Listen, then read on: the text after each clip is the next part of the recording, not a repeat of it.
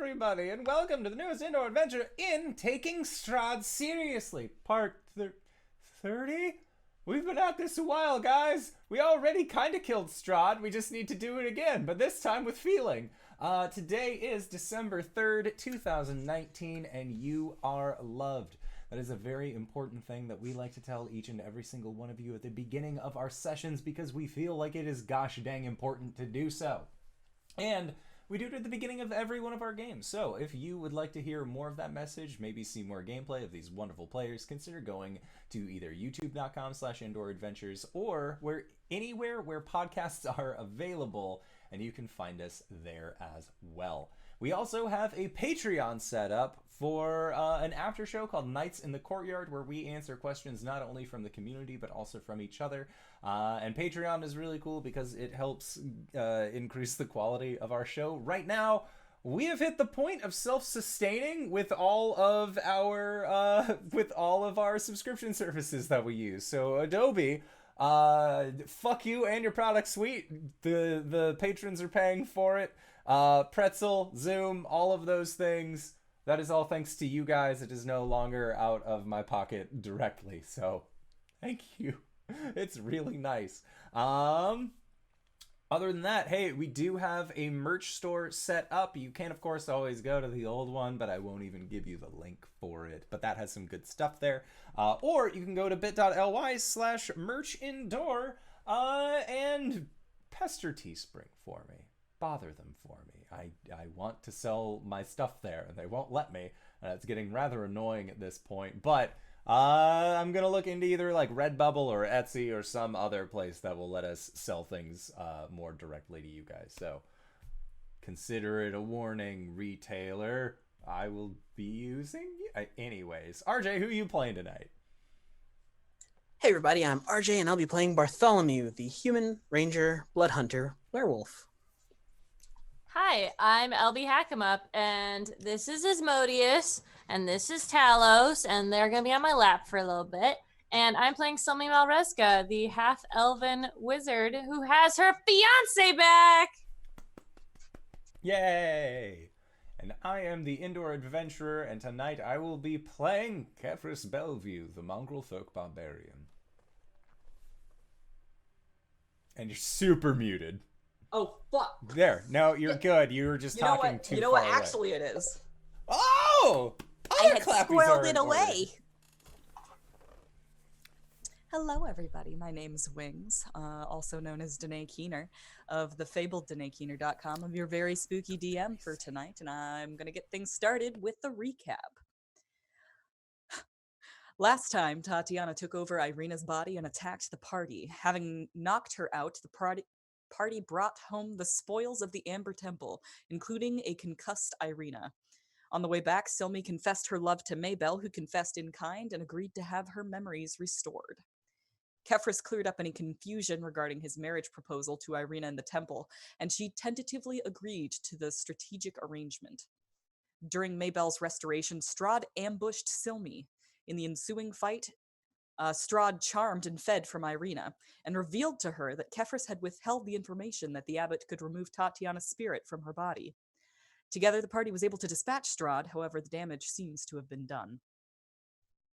So as Irina I believe we left her standing in the hallway. Strahd had been run through with Kefris's spear, and she disappeared into mist and roiled out the window. So Irina's just kind of standing out in the hallway. She is in a daze, and she blinks back to reality to the sounds of screams from within the temple, as it seems that several people have witnessed Strahd, and there is a certain amount of commotion occurring because of this. And she just kind of looks around and then glares at Kefris, and she starts walking down. She starts storming down the hallway towards her room. You're muted. Yes, I'm going to go try and calm down the people. We fended off Strahd. I'm gonna first, before you walk out, Silme is just like beside herself hugging you because she thought she killed you. Oh. Yeah. That also happened. I'm so sorry. Hey, it's we're okay. We're Silme. We did it. Not all of We it, did? mind you.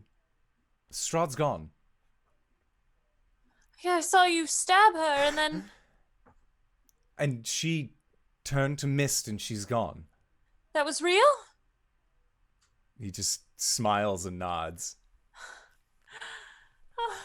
And then she's gonna turn to Maybell and she's just gonna embrace, and you can... That's right. Maybell was actually just like, at just this moment, she was getting up off the ground and like hefting her frying pan. They're like, where is she? Where is she? We did it! Bartholomew like lowers the Drops it frying with a pan. clang onto the floor, and she will just grab you, and the two of you will twirl. Haha. Gross. What Kefris was just runs Bartholomew away. doing? Oh, he was gonna lower the frying pan, but if that, he's gonna Oh. pat Kefris on the shoulder and then walk towards Irina's room. All right. Okay. So, trying to calm down the people and basically let them know they are protected. Mm-hmm. We've done the impossible this day. There is no small. Well, give me a diplomacy check. Will it have advantage because I killed Strahd? Sure. Sweet! Now, if only diplomacy was a real skill, I assume you mean persuasion. Fuck. God damn it. Persuasion.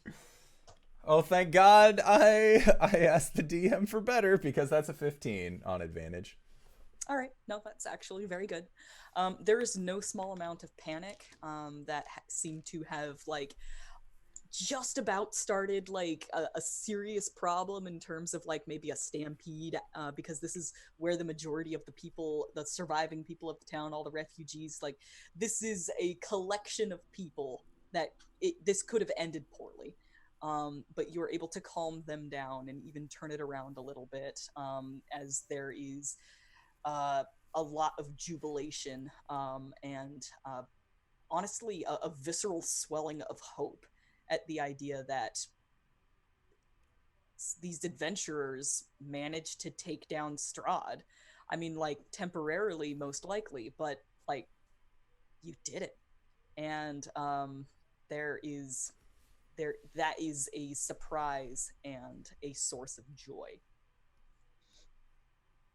That's all Kefris wants, is to just bring that hope. All right. Bartholomew, you are going to Irina's door.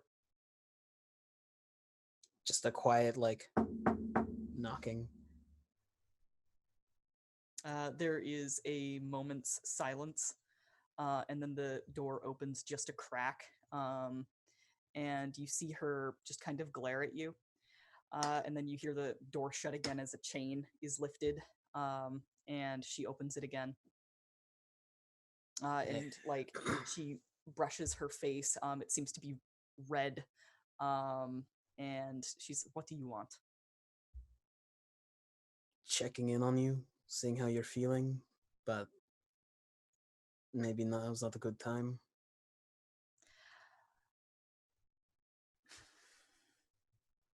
She is like pressing a cloth to her neck where she has been bitten, and she's like, no, it is not necessarily a good time. You'll at least let me take a look at that. She just kind of shoves the door open, and storms over to her bed. She just kind of flops down onto it, and shows you the wound. Medicine? Yeah.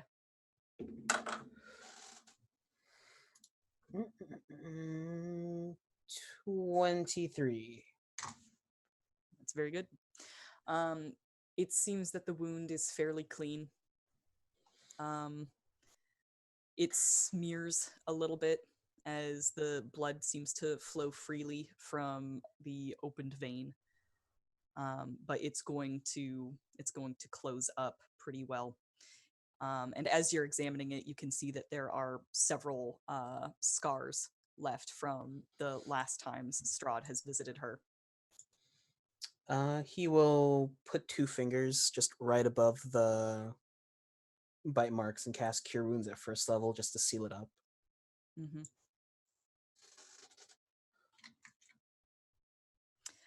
And she just kind of rolls it. 4? Okay. She just kind of like rolls her fingers over it to smooth it out and sort of appraise the job that you've done. And then she just looks at you and says, "Is that all?" Is she in the...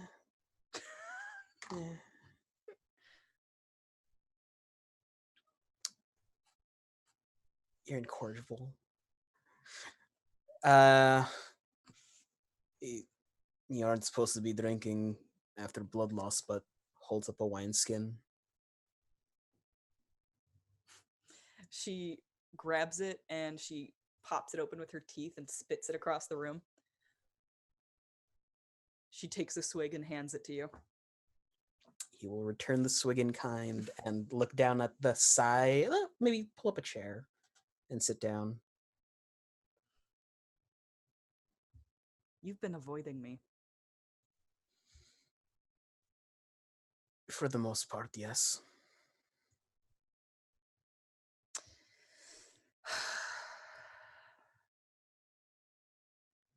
We haven't really talked in a while. We got busy.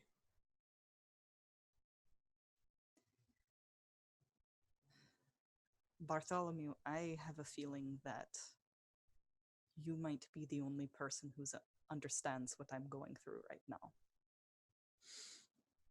I mean, given our predicament and that 2 of the weirdest souls to be housed in bodies are being housed in our bodies. And we both got body snatched. You stabbed me. Sorry. I had about as much control as you did.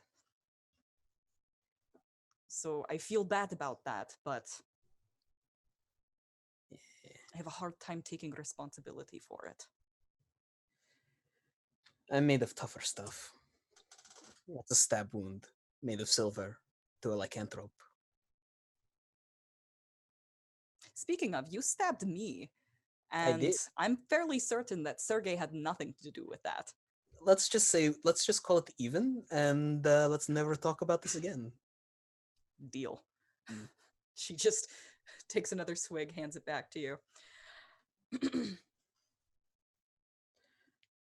So how do you feel about all of this? Honestly, I'm tired.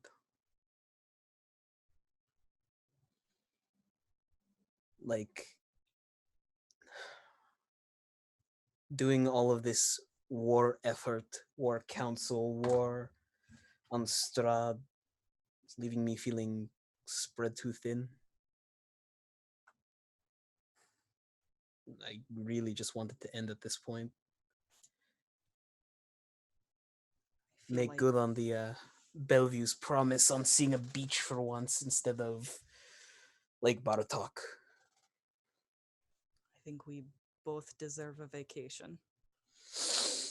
In the we actually go and enjoy ourselves sense, and we're not going to go and get like kerplowed. Oh, I'm sorry. I forgot that you have that thing. Well, one way or another, I think we are going to get one. I don't like that 1. 2. I don't have a second thought to come up with. Well, if you hunters didn't have all this double speak. Listen, it's called grim optimism. In a place like Barovia, you need a little bit of like dark humor because everything is dark here. So Why can't people just say what they mean? because they're afraid of the truth.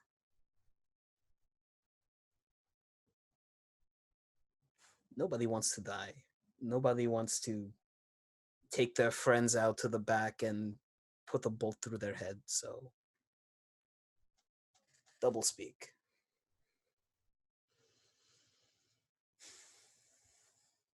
Well, a little bit of harsh truth would be appreciated now and then.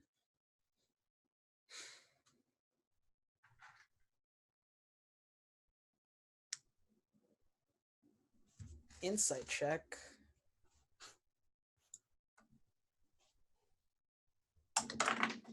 That's gone forever. I feel like every time you roll a dice for the first time, it disappears on you. 17. It went behind my tower, but continue, please. I'm gonna go fetch it. What are you looking for exactly here? Oh, what does she mean by harsh truth? She's definitely talking about Kefris. Like, for sure. Like, this is 100% a situation where she's just projecting what she's upset about into whatever conversation is happening at the moment. He means well. I know that much.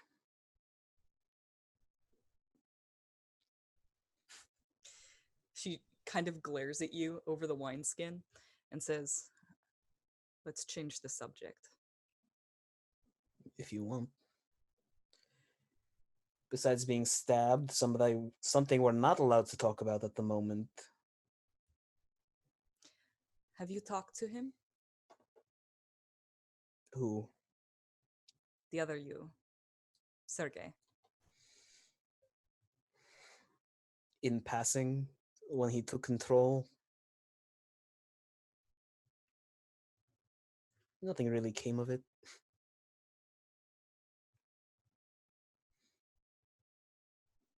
Told him to give me my body back, and he was like, I need to borrow your body for a while. That was a bad imitation, sorry. What do you think of him? He's very sad. I think he's genuine. He does really want to free his sister from his curse.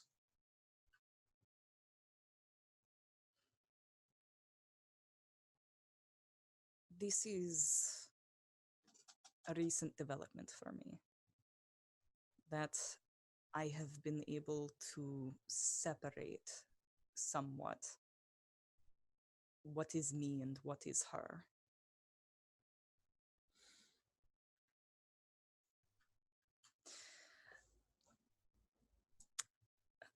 Kefris proposed to me.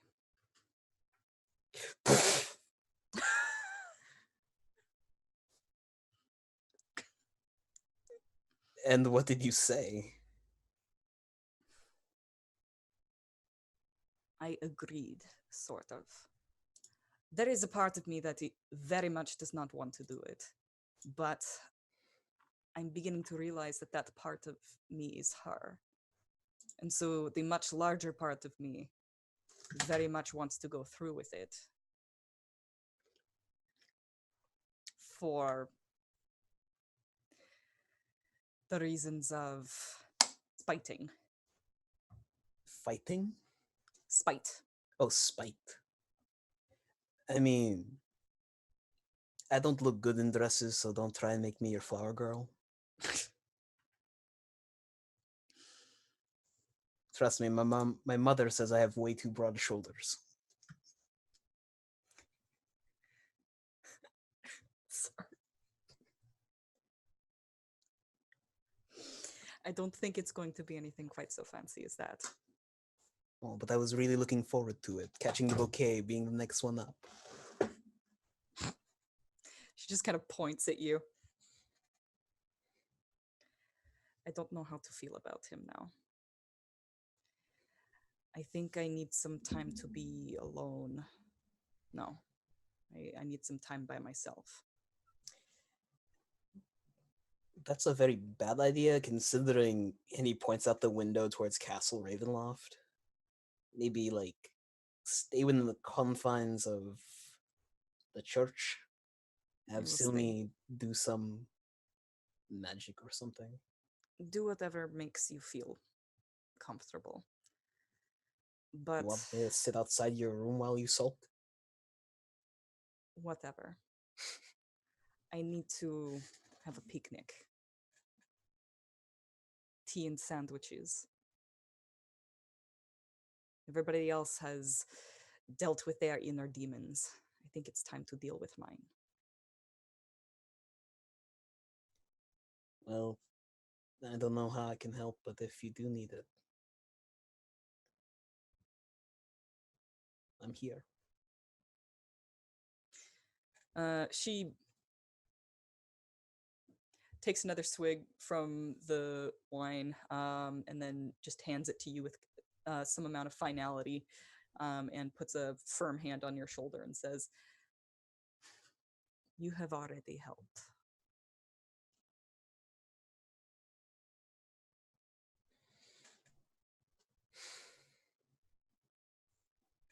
All right.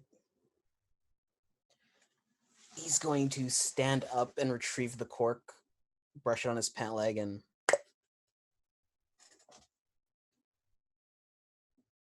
I'm going for a bit of a walk, going back to the Amber Temple to see what else is salvageable with some of the solace. From my understanding, I'm not getting tempted, and Solus aren't getting tempted, so that's a lot of money just sitting there. She gets kind of a cold look in her eyes for a second, and she seems to be having a certain amount of internal something about that. And she says, "Be careful." Me? Careful? Puh. And he starts walking out the room. And there's just the barest smile on her face. The smallest little hint, just a quirk. Gonna step over to Silme and Kefris. I'm snogging my fiance. I'm making the people feel at ease. Closes the door on them. Well, hey, I'm gonna step out the Ember Temple for a while. Closes the door. Oh, should you go alone? I'm bringing a party. Closes the door. What? Opens the door. Hair's What? a mess. Yes. Sorry, what? He leaves the wine at the door and then closes it. Ismark comes around the corner, just looks really surprised, and he goes, "What did I miss?" Well, you see, that man over there killed Strahd for the first time. Oh, that's right, he wasn't there. All by himself. You should ask him about it. Ismark just like beelines across the room, grabs Kefris by the face, and kisses him on each cheek. Oh, Ismark! Ismark, are you okay? He's fine. He actually, like, I think that he and you and all of these people are going to have a small celebration. Yes. He starts calling for wine to get brought out. Lucian is pretty stoked. There is a small party in the church tonight. Kefris looks over to the door and he just sees Bartholomew just giving him this like wave over his shoulder. Kefris gives you this look that you have seen back when you two first met, and it is, "I am swarmed by animals I don't recognize, please help." And he just like looks out to you, but then there are other people like being cheery. Because Kefris is an introvert, so he's just like, "Oh, hey, no, we did it, yay!" And, like, he's full of excitedness, but, like, at the same time, god damn it, he just wants, like, a small moment. God, the poor guy's a celebrity now, and he doesn't know what to do with it. No! It's like with the Burgomaster all over again. Yeah, but these people All won't will be kill well. If I hear my brother in a compromising situation, I know that he is not cool with. I think if I notice it, I will go out and attempt to organize. Oh, thank God. And like it's like 15 minutes later. Right. You do you. When It's an you come important out day. to rescue him, like he's in the process of getting just like swarmed by people. They're like Oh. pulling spines out of his back for souvenirs. Like it's getting a little bit out of hand. All right, everyone. Please give my brother some room. Yes, he's a hero, but he does require space and air and a moment of brevity. Oh. Brevity. Jeez. This poor guy. All right. So over the next few days, what are you guys up to? I was gonna say later that evening, if there was like food, Kefris would have made a plate of food and then written a brief apology in a letter, because he got extra paper for bullshit like this. And he is just going to say, I'm sorry, there are no words that I can write that can make this up to you. Please eat. And that's it. Like a letter next to the tray of food. All right. When you come back later, the food is empty, and the letter is left on the tray. Does it look red? Insight check, I suppose. I don't know. So part of this, this could also be like a Sherlock Holmesian investigation 8. check. 8. Yeah, you have no idea. He just nods to himself. Like, puts the letter away. He might be able to use the paper again later. Sad. Sad. And then later that first night, if he's given a moment, he would want to pray. But specifically not like directed towards Ilmater. This is directed towards his dad. Just because, like, he was young when his dad passed away. And so he never got to see, like, his dad never got to see how much he had grown. So it's more of just, like, this is something that he has done multiple times, is just reaching out to a loved one who's passed. And this is very much like, we're doing it. I don't know how. And I never thought that we could. But we're doing it. We're going to help these people in the same way that you helped people. Because Kefris looks up to his dad. That's it. All right. Anybody else? Anything else? Yeah. First, okay. Well, not first night. First night things happen, but not with you guys. Nights in the courtyard. Oh. These walls are thin. You find out. Oh. Gross. Maybelle tries to hide it at first. Uh-huh. But like it becomes pretty clear that this is something that she's not going to be able to keep from anyone. One of her hands is just completely skeletal now. Oh. Oh.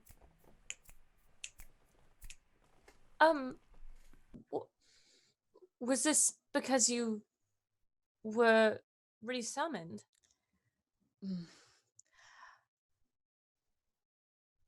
As far as I can tell,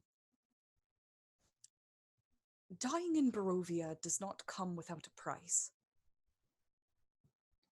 Either in mind or in body. Well, let's hope it does not happen again. Of course. Though, of course, I don't mind it. It's a little cold and bony when holding hands. She kind of looks at it and she's like, it works fine enough. Bartholomew walks by. Just switch hands. You have two. Haven't you gone to the Amber Temple yet? I'm getting ready. I have to ask my uncle to be here. And she does like try to change her appearance to appear more like human-like. And that bony hand is still there. It's not something that she can affect by any sort of illusion magic, it seems. You know that you don't have to do that here, right? No, of course. I'm just... I know I don't have to do anything for you, Silme, but... it is nice not to unnerve people quite so much. I think you're the least of everyone's worries at this moment, but... Oh, I'm thinking about when we go home. Oh, well, I guess I assumed that we'd be able to fix things when we went back. Although, I think it is time we tell Mother. I think it's time to tell Mother a lot of things. She pulls a glove on over the skeletal hand. Yes, it's going to be an interesting day when we return. Nothing quite so scary as what we've already seen. This is true. You know, I'm very happy that you are back and you have your memories. It was very hard when you didn't, to pretend like nothing was there. I remember. I think you handled yourself very well. Thank you. I wish I didn't have to, but I didn't want to pressure you into, you know, being in a relationship you knew nothing about. And no, I think that would have worked out very poorly. Yes. I think I know you better than that. Oh, yes. So, we're not done yet. We still have to take the castle.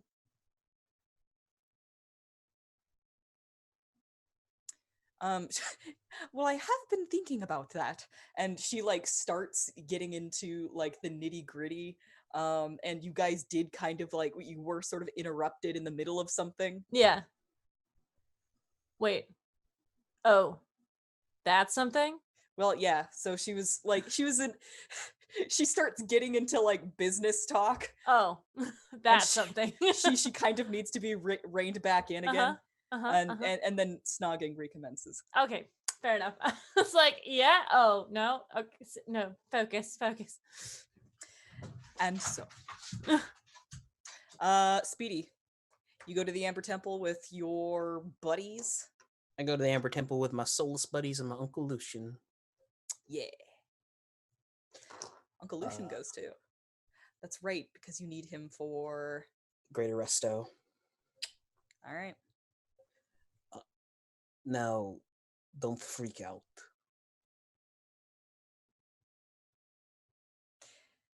Now, Bartholomew, I have seen quite a few things, and I have never done anything that you might describe as freaking out, and he definitely freaks out when he sees a lich. Oh, before we actually head in, Bartholomew will head down the stairs to Nepheron and just leave a bottle of wine in the middle of the ground. Oh, that's adorable. Yeah, as you're heading down the stairs, you definitely see like the glint of his little glasses at the end of his nose as he peeks out from the hood of the statue. And like it seems as though he is considering sending another chain lightning down at you, but that lightning never does come.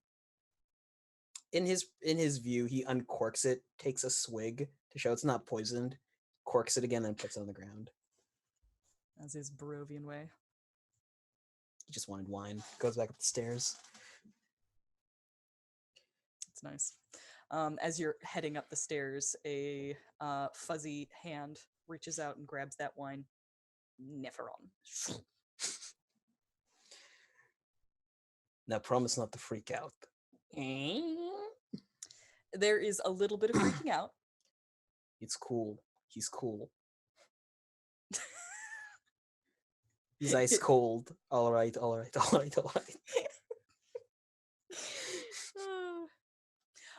What do you do to convince Lucian to go through with this? He is going to be an asset in this taking of Castle Ravenloft.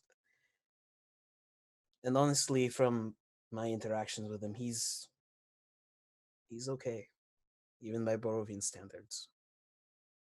All right.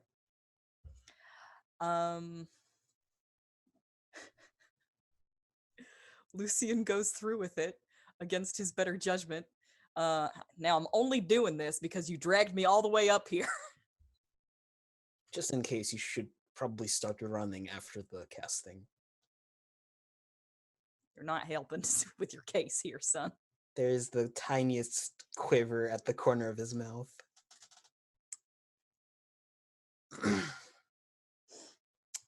He does the thing. He casts a Greater Restoration.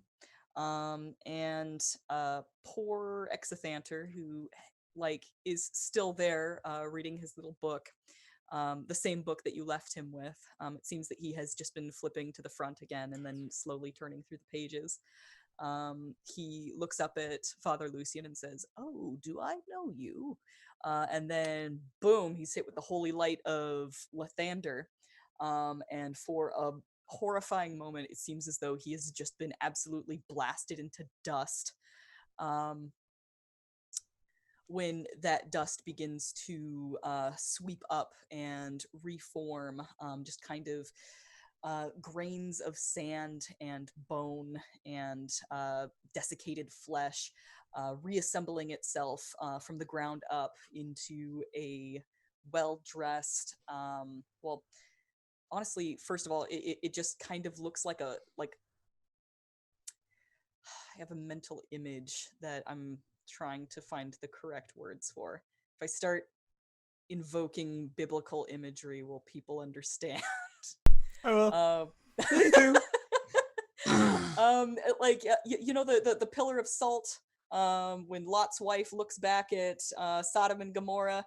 It's like a statue that's made out of dust, essentially, where it's just a monochromatic sort of, I don't know, like a sand sculpture. There you go. There's a more non-denominational description. And then it begins to fill with color, and what is standing before you is a elderly man with long white hair. He seems to be wearing ancient robes, and he's got very darkly tanned skin. And lo and behold, Exithanter in the flesh. It is a man that is strangely familiar to you, kind of in the way that a relative will come to you during the holidays and be very friendly with you and excited about how much you've grown, but you have no idea who they are, and you know that you know them, but you don't know who they are. And he is just, "Oh, why, Sergey, it's very good to see you again." Hello. Doesn't. All right, that's fine. He just accepts the fact that you just accept the fact that he calls you Sergey. Speedy, Bartholomew, Sergey, it's all the same body. Great. All right. He's very friendly with you. He gives you tea. He wants to know what's been going on over the centuries, but never really lets you get a word in edgewise. This is fine. And he is also very kind of confused about the state of his room, and gradually kind of figures out what happened. It's been about 300 years since Motions to Self, Sergey has visited you. Oh, I see. So 300 years. Do you remember his sister, Strahd? Oh, nasty creature. Yeah, well, she rules this land with an iron fist. I knew that she was going places. For 300 years. For 300 years, yes. No, that makes perfect sense. Which one did she go for? Whom? Oh, you know, the vestiges. See, my vestige was the one that turned me into a lich. And just on account of the fact that I decided not to be a terribly despicable evil creature, I did not leave the temple and lord my powers over other people. Would I know from memories of what Sergei knew? Sure, yeah. The creature was vampire. Yeah. He will utter the word. I remember the word vampire. His eyes actually take on sort of a red glow. It just kind of in recognition of that. And he's all like, ah, yes, one of the nastier ones. In fact, I don't think that one is actually here anymore. Hold on. And he stands up and he says, Exithanter! And the door opens up. Look, light. Damn it. He takes you down the spiral staircase and back down into the Hall of Vestiges. And he shows you that, yes, in fact, the sarcophagus that is intended to hold Vampire is completely destroyed. Wait, so the vestiges themselves are not the structures? There is something inside of them?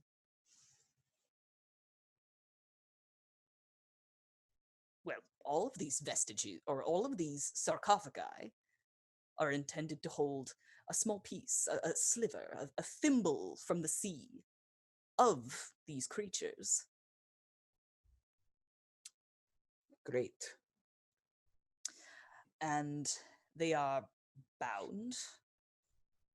The original intention was to keep them all from escaping and doing their evil things amongst the world.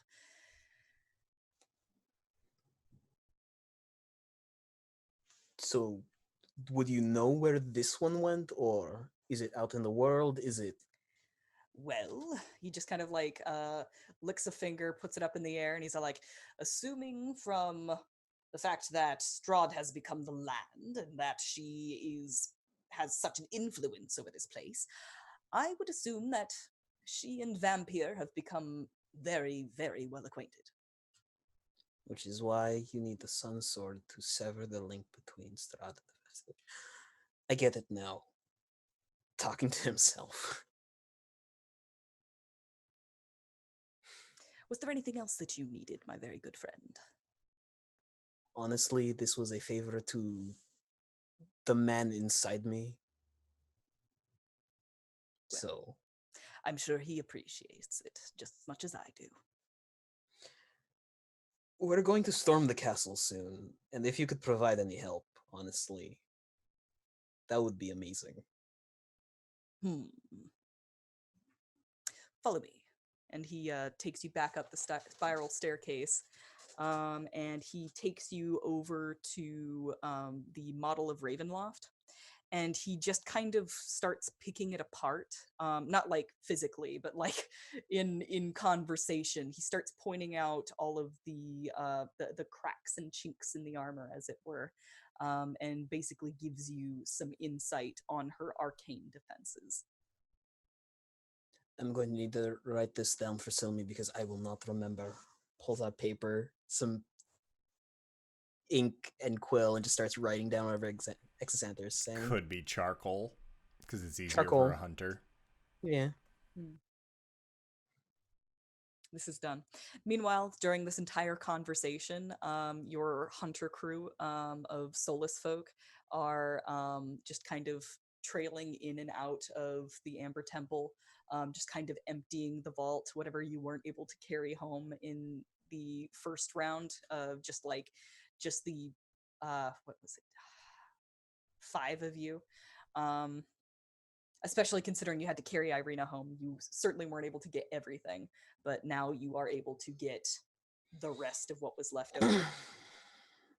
Cool. I will thank Exanther for his time and his help. I hope you and Sergei can have a talk together sometime. I'm sure he would Perhaps. appreciate it. Though I do hope that that's in many, many years. You seem to be a fairly kind fellow. And so I hope that you die not quite so soon. If it happens, something about welcomes to Barovia. I thank you, sir. Oh, that's a very good one. I haven't heard that one before. Oh, we say I'm it going at to have least to once start an using episode. that. I pat him on the arm. Start heading out. Very clever indeed. You can hear him just sort of tuttering to himself as he goes back into the room. And he starts kind of making plans to himself, and just gets kind of giddy at the thought of being able to get back into doing his work again. And till finally he just kind of goes, yes, I love books.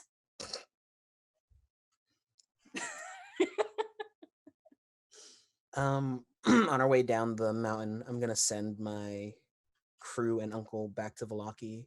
I'm gonna take a walk down the old Svalich road. Where are you going? Madame Ava's. Oh, damn. But let's cut All to right. the siblings, see what they want to do. All right. I'll come back to you in a sec. So what are you guys up to over the next couple of days? I have scrolls I need to make. All right. Maybelle helps you out an awful lot with that. Mhm.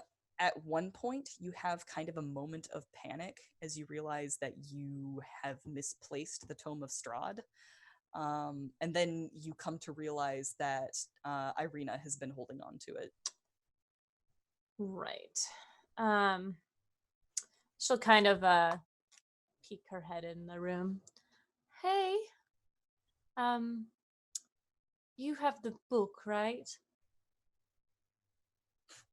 She's kind of sitting in a dark corner, and she just kind of turns around and looks at you and snaps it shut. I mean, you can keep it. I just wanted to make sure that it's safe. It is in safe hands. Right. Good. You want some tea? Perhaps. We're warming up some in my room if you care to venture out today. I need to be by myself. Sure. Silme will walk out of the doorway, go grab like a tray of tea. No, I got it, Maybelle. Thank you. I need to do this. Thank you. And bring peek back in the doorway. I also have a biscuit if you'd like. She's gonna walk in the room slowly and hand her the tray. These days, Irina seems to be taking on kind of like the midterm cram sort of persona, where if she sleeps, nobody sees her do it, and if she eats, it's only if people bring her food. And she spends a lot of time alone. She spends a lot of time alone with the book. So that was a lot in the temple. I mean, are you faring all right? I know that that was a fear of yours, and well, I just want to make sure you're okay. She just kind of takes a munch out of that biscuit, and she's like,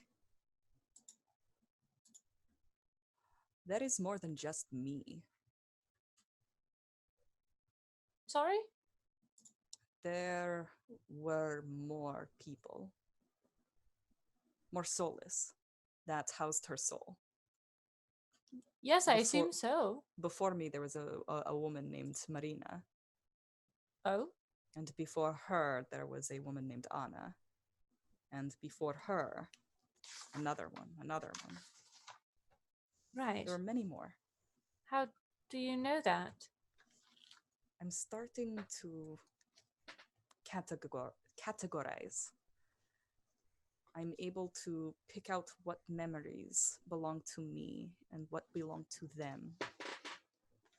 And I am putting Tatiana in a box. That's fantastic. I'm glad to hear that it is you know, you're able to do that. That takes a lot of will. It is very tiring. Is there anything I can do to help?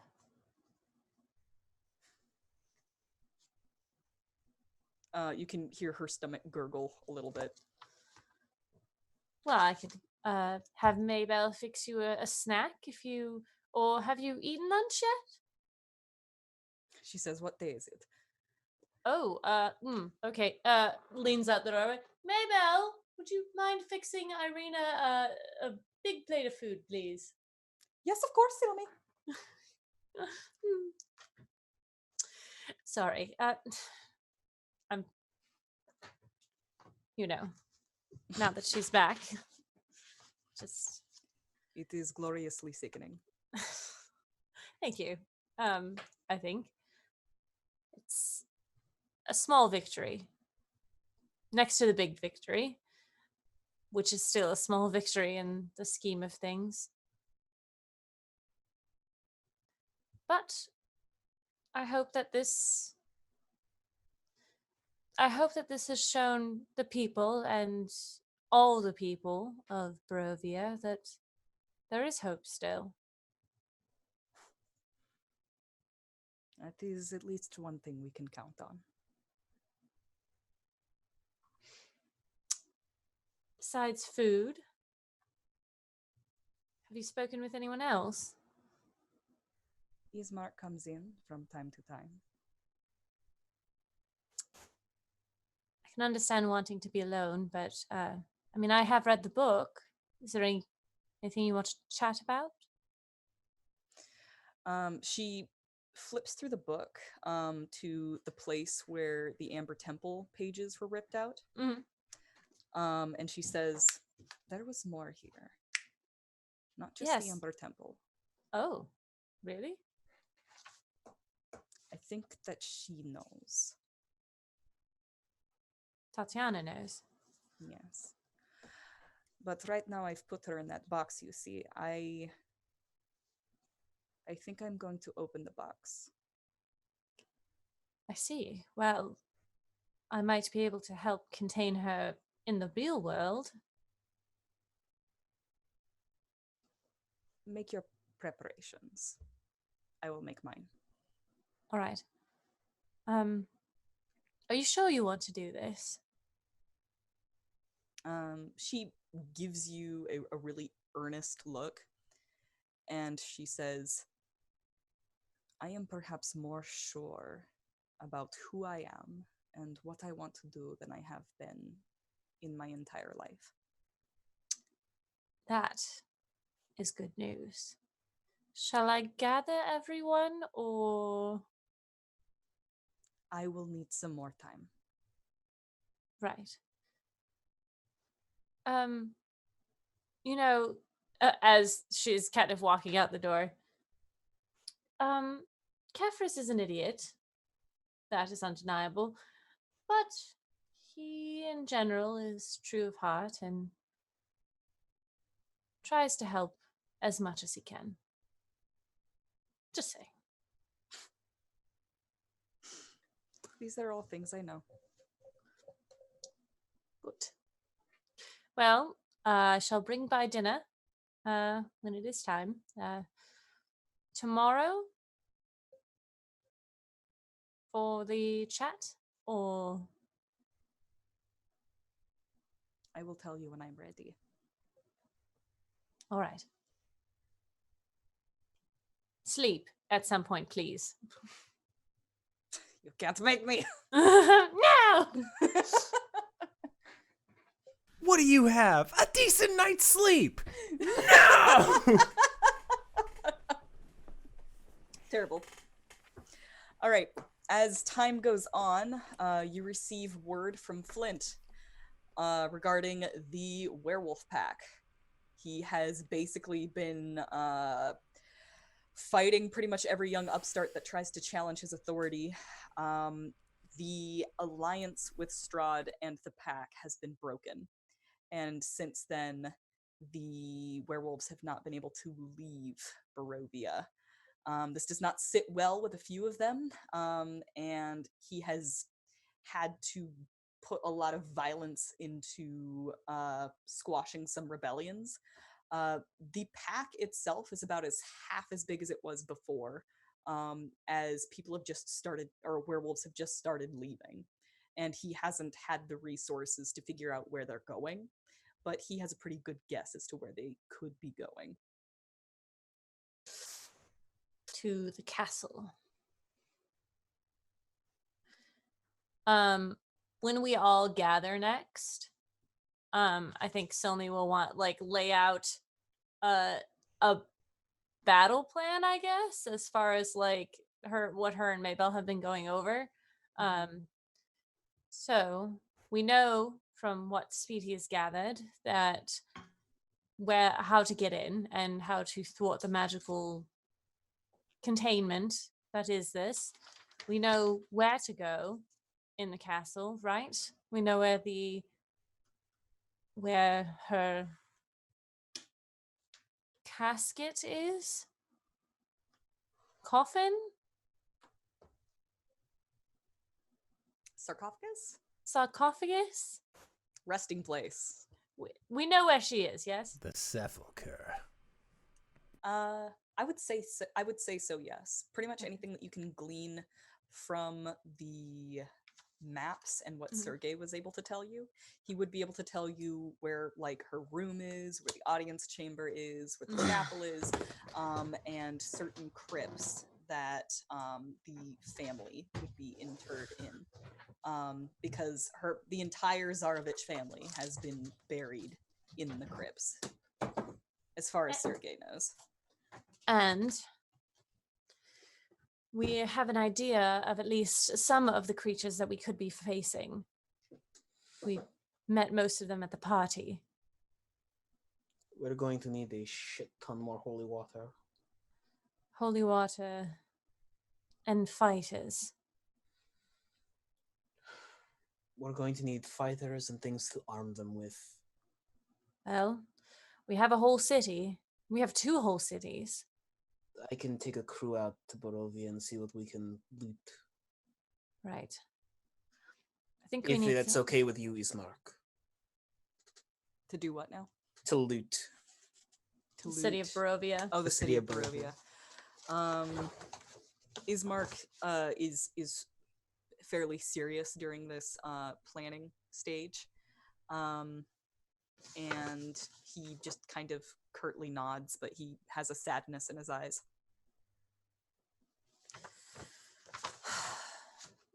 Now, I know that this is going to be different than anything that we've ever done.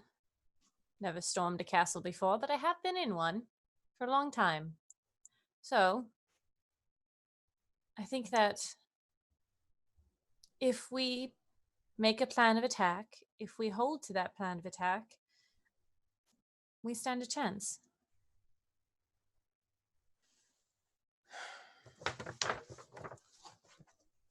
I don't have a head for strategy, so I'll leave this one to you, Silme. But don't you have a battle master in your head? He's been quiet for a very long time now. Well, we will make a plan. And we will go through with it the best that we can, because honestly, at this point, that's all we have. yes. I think we should get a raven to find everyone else. Stetchin, maybe even Arabelle could help somehow. Did you speak with Madame Ava? I was going to, but we went straight to the battle plan. Sorry. It'd skip a little bit. We'll go back to it. Okay. We'll speak about that later. Yes, and she said redacted.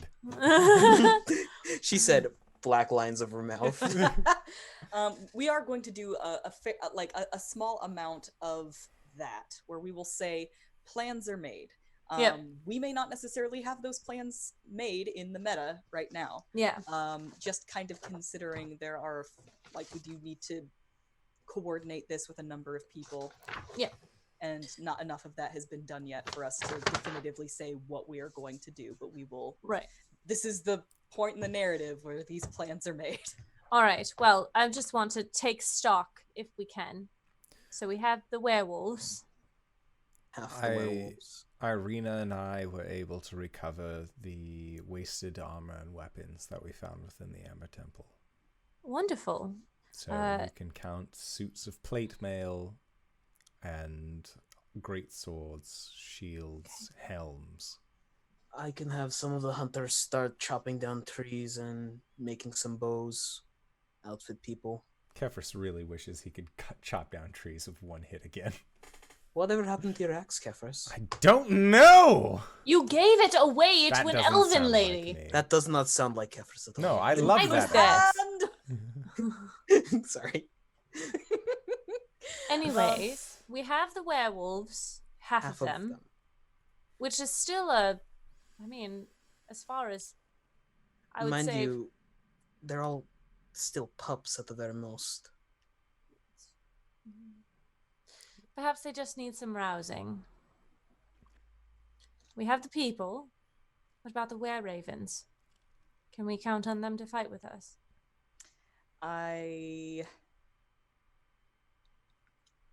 We'd have to talk to them. We will discuss this. Yeah. Put a question mark next to that one. And ravens. What else? If we knew the language, we could talk to... what are they called? Oh, you do have your scrying spell. Thank you, dearest. I do? You have I don't have don't scrying. You don't I have do not have. scrying. I did not take scrying. I can learn it from the book, but I did not. You can learn it from the book. I have not but you're not specifically going to. said that I took that. Okay. I as far as like the scrolls and spells I took, I have not. I gave you the list, but Right. I have not actually taken any of them because I didn't know how you wanted to do that. Okay. God, have you do you know how much you would need to spend in order to take them? All of those, Yeah. like a lot. Well, it's 50 gold per level. Yeah, I can add it up real quick. I will waive time restrictions on these things. So long as you say I have spent a nebulous amount of time preparing these spells. Cute. Just kind of assuming that you are going to be spending a lot of this time preparing the spells, planning for the assault. I'm cool on that, just so long as you spend the monetary components for it. Okay. Sorry, if we knew the language, we could probably try and enlist the help of the Balnox. The what? The druidic people that we met outside the temple. Oh, I see. I can do that. Though you might get run through before you even get the chance, so I don't know if you're up to that. I can go with her. I have the spear of somebody that was important to them. The spear of the fallen king? Better than no king at all. It's the spear of the one who ran Strahd through. True.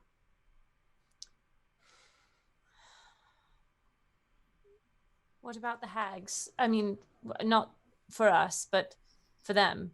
How many are there? How many are left? I don't know. That's a question for Billie. I mean, we met at the party, right? We met some That hags. might not be all of them. Only the ones invited. I wonder if we can close off the castle. What if we got in? Got in, pulled the drawbridge up, cut off any reinforcements from the outside. And how to... Never mind. I meant magically. Well, it's stopping us from getting in, right? What if we reverse it and make it impossible for them to get in? I don't know how that magic works, honestly. We could look into it. Reversal magic. It's on the list. Kefris, you had a point of No. contention. And Kevris just deep sighs. He's been very quiet during this whole interaction for the most part, and just says, no, it's one way or another. We are going to get into that castle. If we raise the drawbridge, we close off our own chance to escape. We seal our fate with Strahd's in that moment.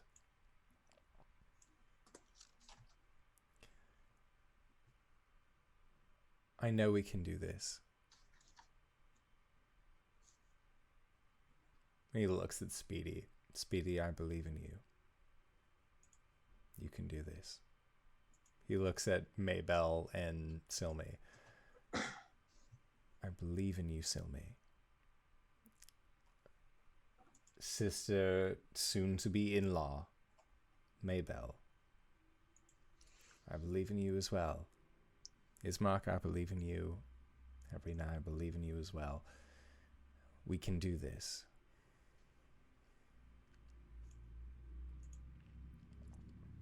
And before we start, I apologize for whatever cost it may endure. But this I know. We will win.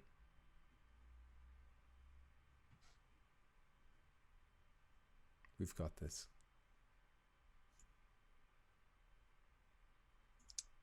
Kefris, didn't I already tell you?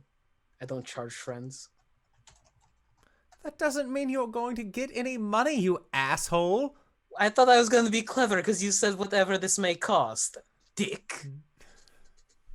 At that, there is a knock at the door. Short swords. Hello?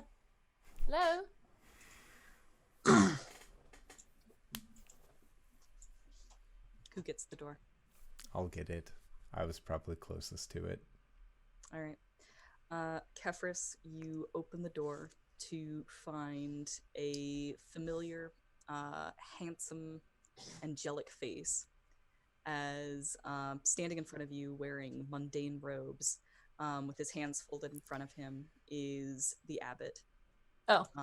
And he just sort of smiles at you and just kind of raises his eyebrows. Don't invite him in. Hello? Hello there, Silme. Father, Abbot, it's good to see you. How are the people of Kresk treating my brethren? Doing very well, actually. The negotiations went off without a hitch. I'm afraid that the people are going to have to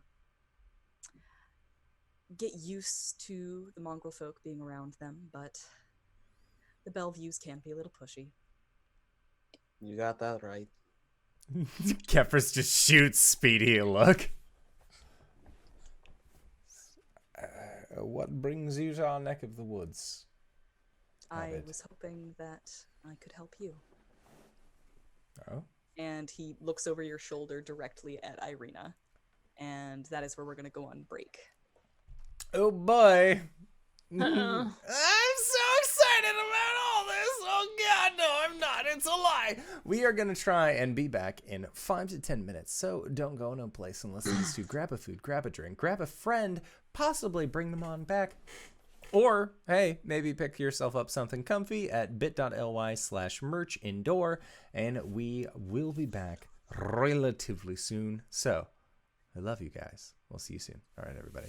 Bye-bye. And we're back. Hello, everybody. The abbot has showed up, and I was not expecting this. Wings, take us away. It occurred to me that it was entirely possible that you were not going to come to visit me, so I thought that I would drop by and offer my services.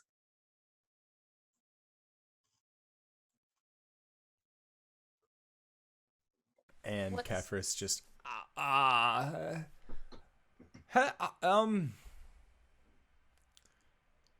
Thank you, first and foremost, for coming to visit us on this of all days. That does beg the question, though, and I'm sorry. What portion of this are you wanting to help with? Oh, well, as I had explained to you earlier, I understand that Irina is suffering from a spirit, and as I had removed the spirit of the night hag from you, Kefris, I would like to offer to remove that spirit from Irina. And Kefris will turn and look at Irina. She is kind of just sitting in her chair, which is like rocked back on the back two legs of it, and she is just kind of sitting there, and she is glaring not at the abbot, but at you.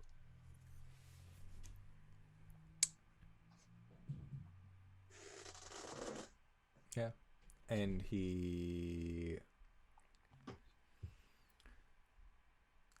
Kefris gives her a look of worry.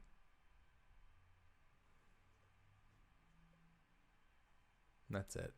He's still leaving it up to her, but he has no place to say anything. The abbot says, "May I come in?" Silme just shakes her head. I've been burned too many times by this.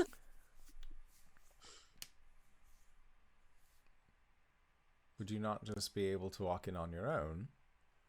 Oh, I certainly could, but it would be rude not to ask. And he just kind of shows you that he can walk in. After Strahd he's wouldn't already need permission like, again, though, because we already gave her permission, so... after he takes that initial step in, just... Here you are. He walks in slowly, and he just kind of smiles placatingly at Irina.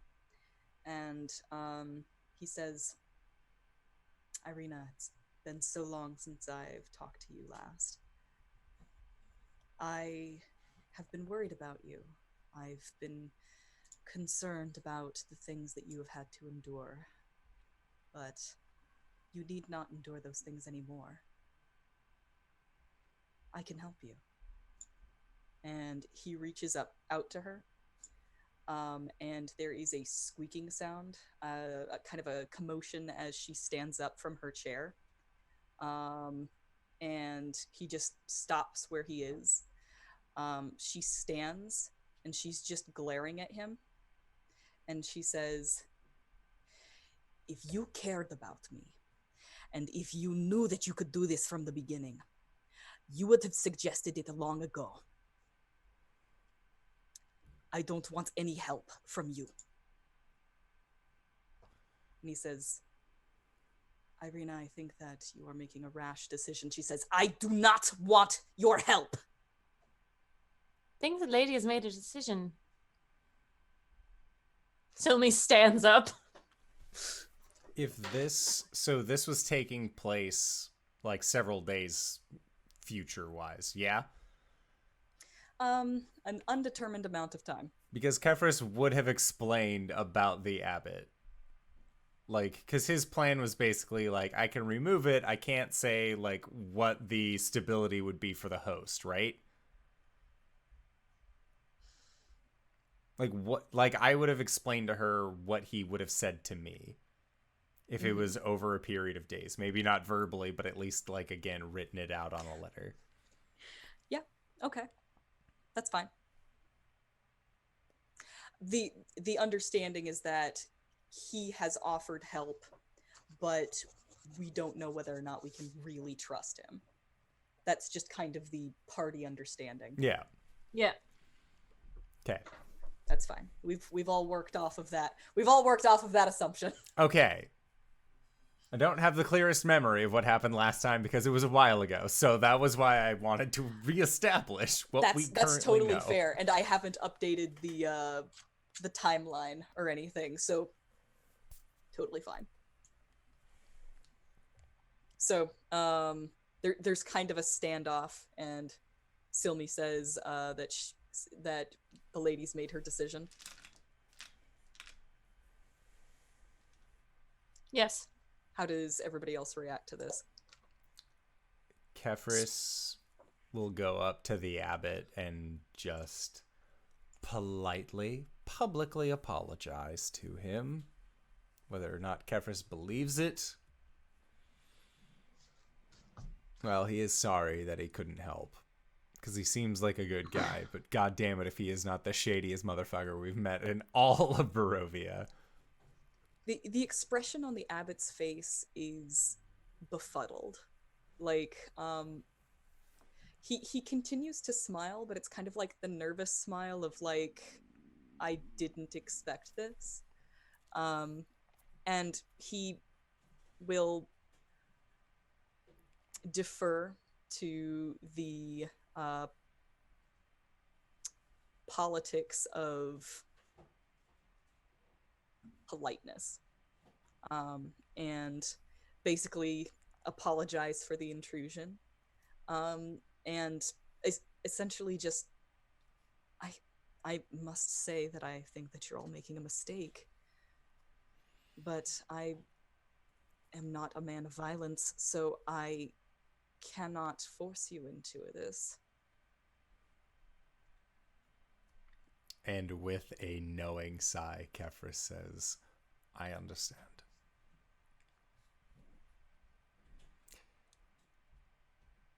You're doing what you think is right. But right now, we need to figure this out on our own. Abbot, I commend you for keeping a brave face. And if we need you, if we truly need you, I will be the first to let you know.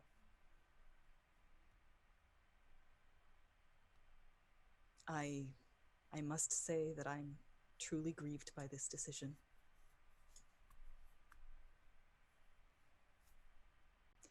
And sorry. He just kind of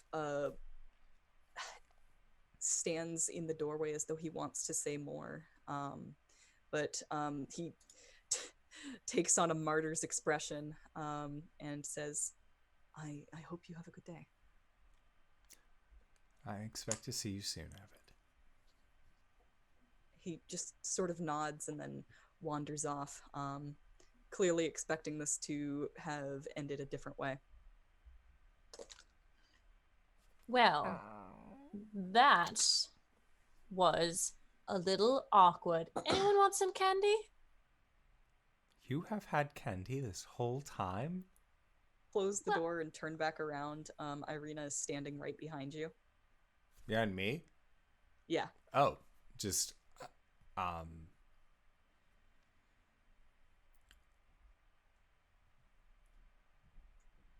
That must have been very hard for you.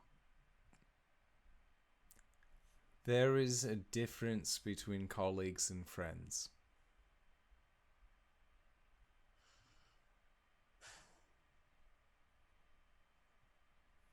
Thank you for trusting me. I have since the beginning.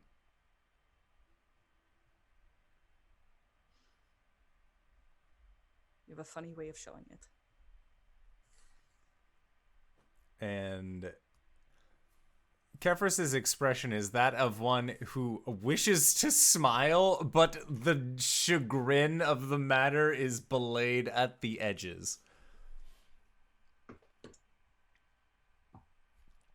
And he just nods and says, I'm glad you spoke your mind. It was nice to have an opportunity to. She just kind of like slaps you on the arm, and comes back, and the rest of the time is spent just kind of working out plans for the assault on Ravenloft. Bartholomew, I believe you wanted to go to Madame Ava. Yes. All right. Do you go alone? It would have happened as he was coming back from the Ember Temple. All right. Took a walk from the Spalach Way road. Okay. You can have rolled up to the seer pool where Madame Ava always stays. The Vistani are a... You lost Steven's face. Huh? The Vistani people are a... Oh, shoot. What's it called when they move around a whole bunch? Nomadic people. However, Madame Ava is the exception to the rule, as she tends to stay in this one area. It is a pool at the bottom of a waterfall that comes off of the cliff that Ravenloft is actually perched on. So it looms far, far above you. And as you kind of gaze upward, there's a shudder that kind of rolls through your body as you have a brief flash of a memory of Sergei falling from the heights of Ravenloft. The stream has my face, but you all do not. That's the biggest travesty of all. Brother. That... He's going to pat his chest if Sergei, is awake or around. Mm-hmm. He seems to have had a start. That must have sucked. He will take a step into the Vistani camp. Yay! All right. The last time you were here, there was lots of music, lots of jubilation. However, as you come into the camp, you find that it is largely abandoned. There is nothing here aside from the one tent where Madame Ava resides. No wagons, no horses, no people. Just the tent. Draws a short sword. And he will walk over to the tent. He's alert, but he's not going to stab Madame Ava, just to make it clear. Mm-hmm. If there's a wooden post that holds up a flap, he'll knock against it. Okay. You hear from inside, if you intend to use that, then I have to warn you, it won't be as easy a fight as you think. Madame Ava, nothing in this land is easy. Shh. Tell that to my father. Gross. Gross. Well, I mean...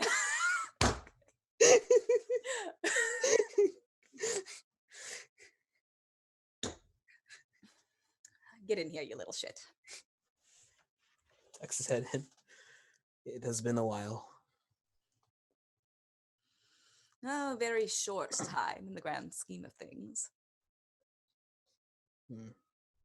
About a month and a half. A moon, roughly. Haha.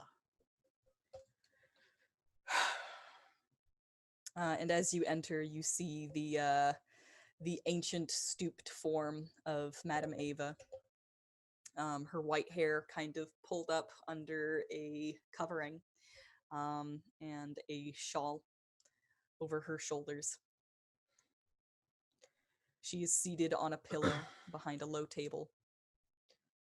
So, what have you come to ask of Madame Ava?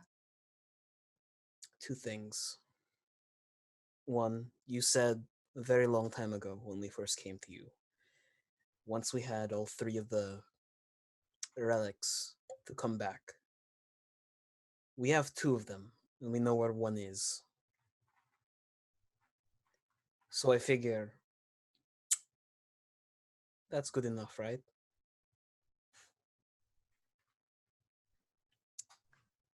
Many before you have thought the very same. The third one is with Strahd. So,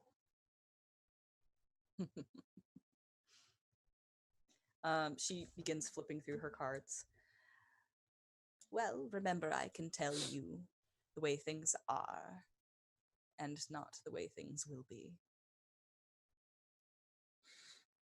right. And you told us the locations of these relics the first time around. So I was wondering, could you tell us where the third relic is? She says, yes, I can do that. He will sit down. She flips through her cards. Is there anything else you want to know while I'm at it? I'd like my cards read, if that's possible.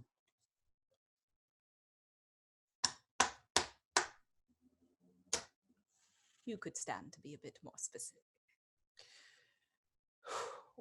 Well, you can't tell me how things are going to be, only the way things are.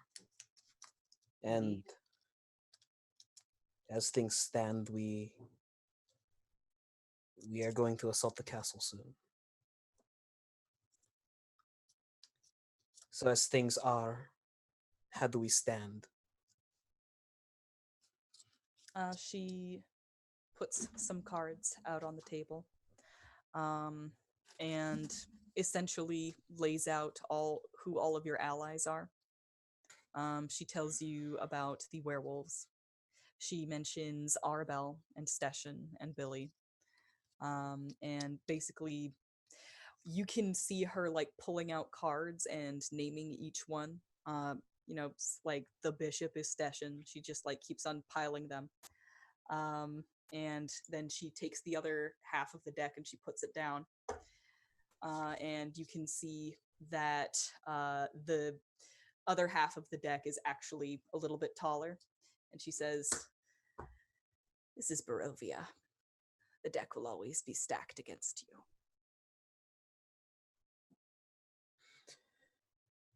Well, we got this far on the stacked deck, so that's nothing new. I've been doing this for a long time, and no one has ever been able to succeed.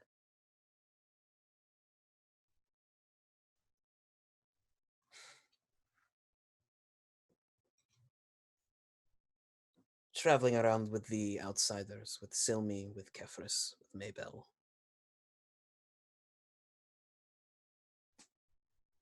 I don't know, it opened my eyes to a lot of things.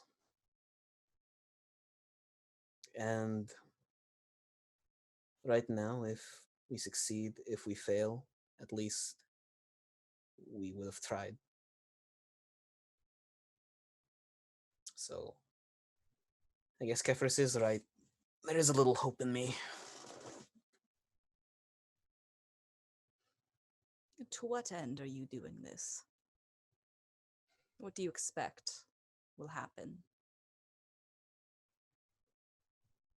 Do you want the honest opinion, or? She just blinks at you. Honestly, I don't know what's going to happen. If we kill Strahd, we free this land, then what? We are going to be a people, at the very least. Are you? Madam Ava, when it comes down to it, everyone here is Barovian.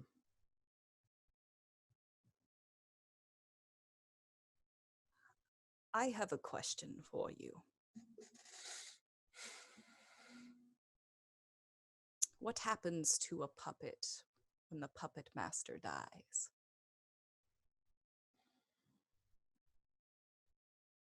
It falls. It stops moving.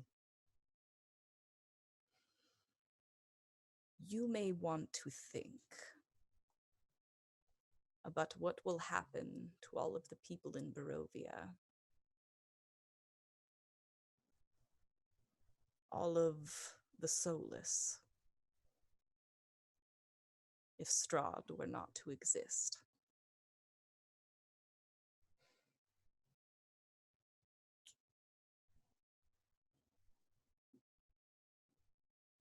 He's silent for a while.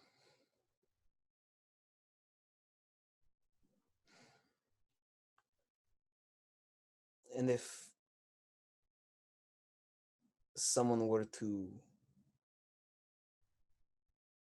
take her place, become this new puppet master. She just kind of sits there for a second. She steeples her fingers. That is a very good question.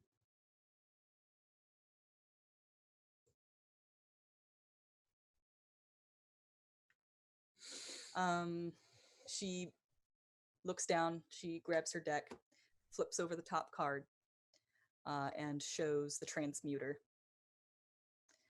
And she says, the location of the Sun Sword. And as you look down, you can see her mouth moving.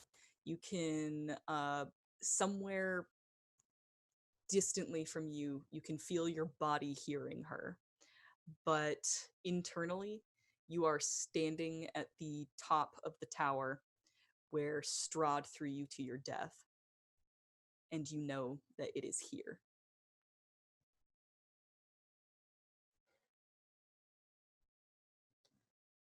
It's fitting. One.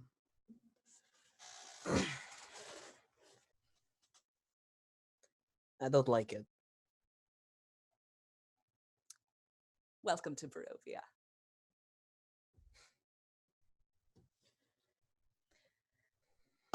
Now, if you need another reading, I'll always be here.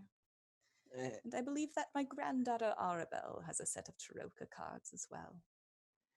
Yes, I believe she gave us a reading the first time we met her. Called me the druid. You think that's what you are now? People change.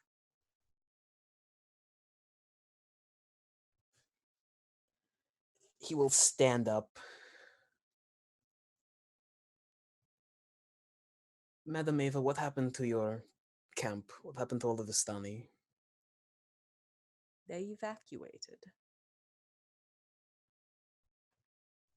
Why didn't you? This is where I belong.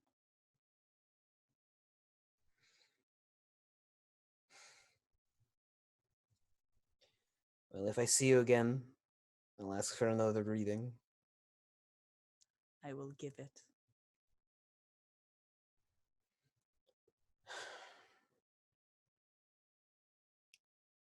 Goodbye, Madam Ava.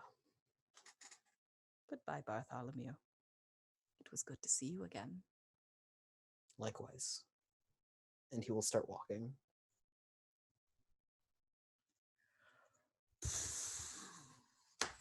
Okay.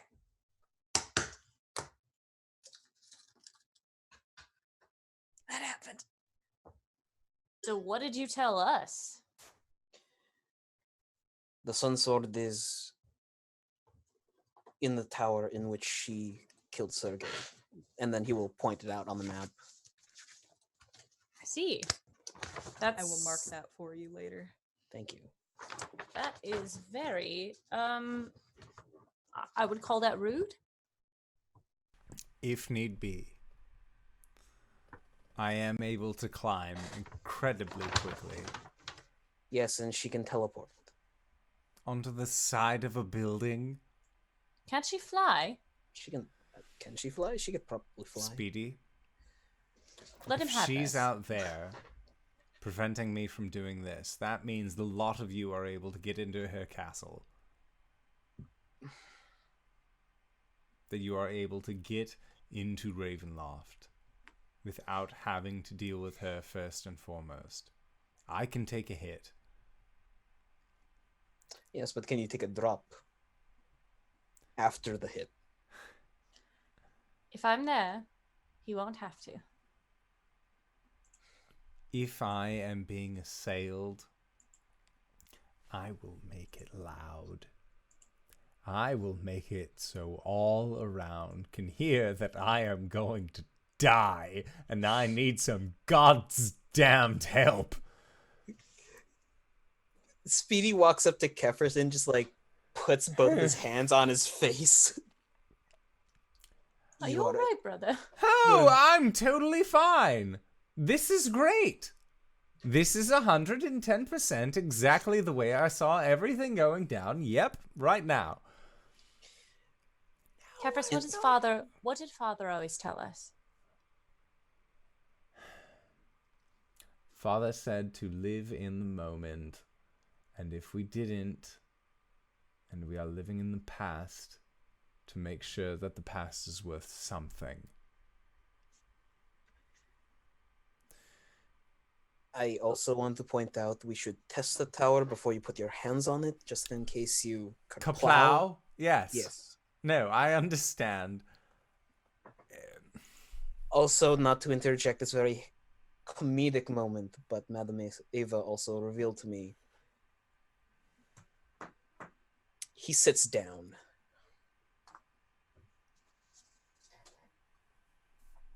Strahd is the land, correct?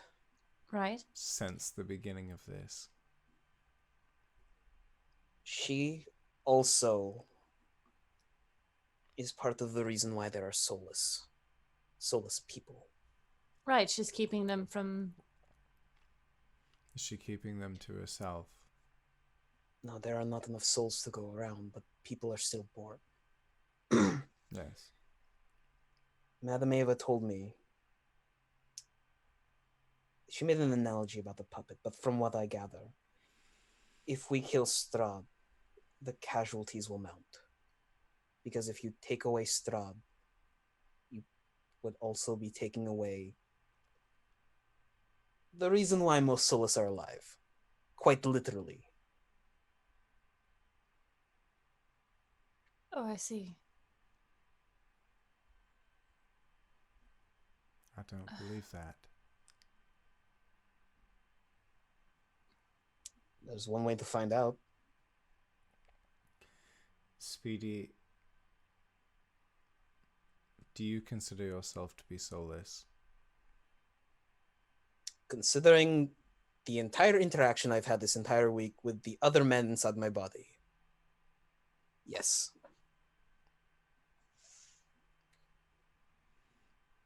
Where we come from, sharing two spirits inside yourself, it isn't exactly uncommon. Speedy, you have shown light, you have shown hope, you have shown a plethora of emotions and beliefs that you hold your own.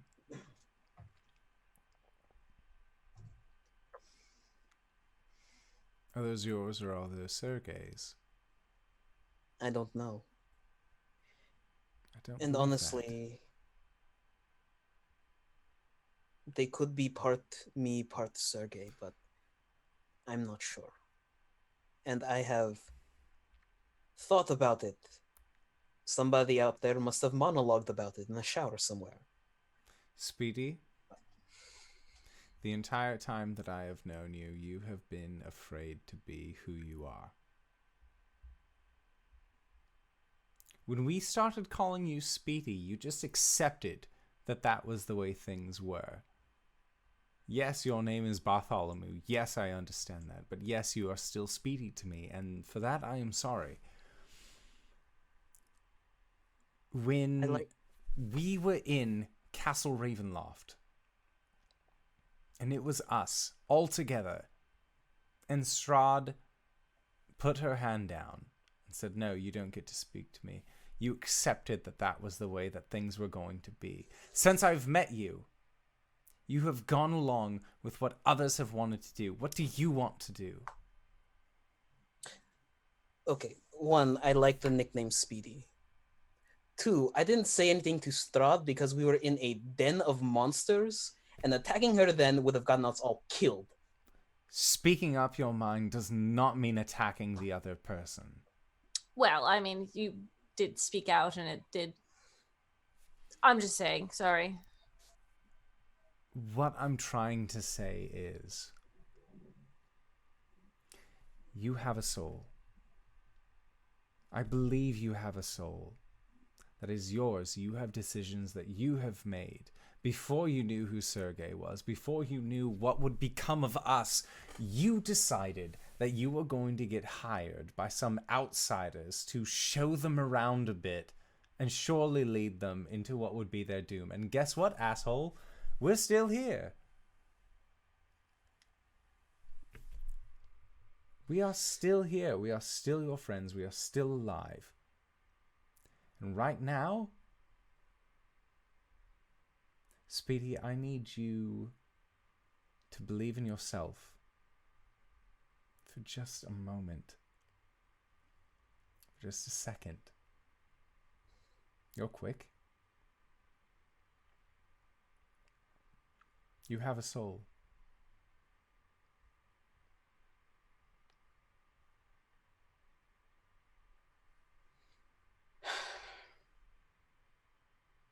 Souls are not Kefris. I'm in this for the long haul. And at any rate, thank you for the pep talk. But we're gonna go gank us a vampire. That we are. And that is my decision.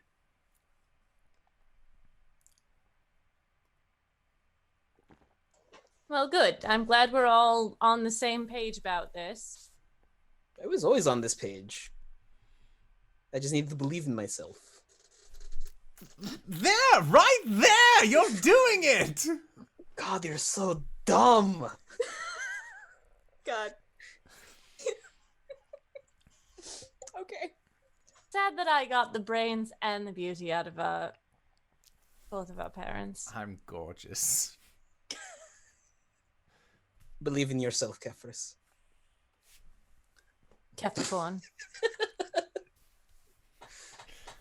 On day 2, Kefris wanted to do the ceremony of dedication with Ismark. All right. And what he would have said to Ismark is effectively, I give those cords to you, should you so choose. Because Ismark had some of, had Kefris's other set of red cords. Did he?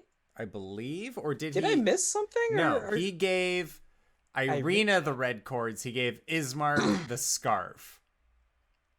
When was that? Several sessions ago. That's okay. I remember him giving Ismark the scarf to be like, your sister believes in you. Please do this. Okay. All right. That seems to make a little more sense. And Kefris is going to ask if Ismark would like to... If Ismark believes in Ilmater. At this point. I think that Ismark explains that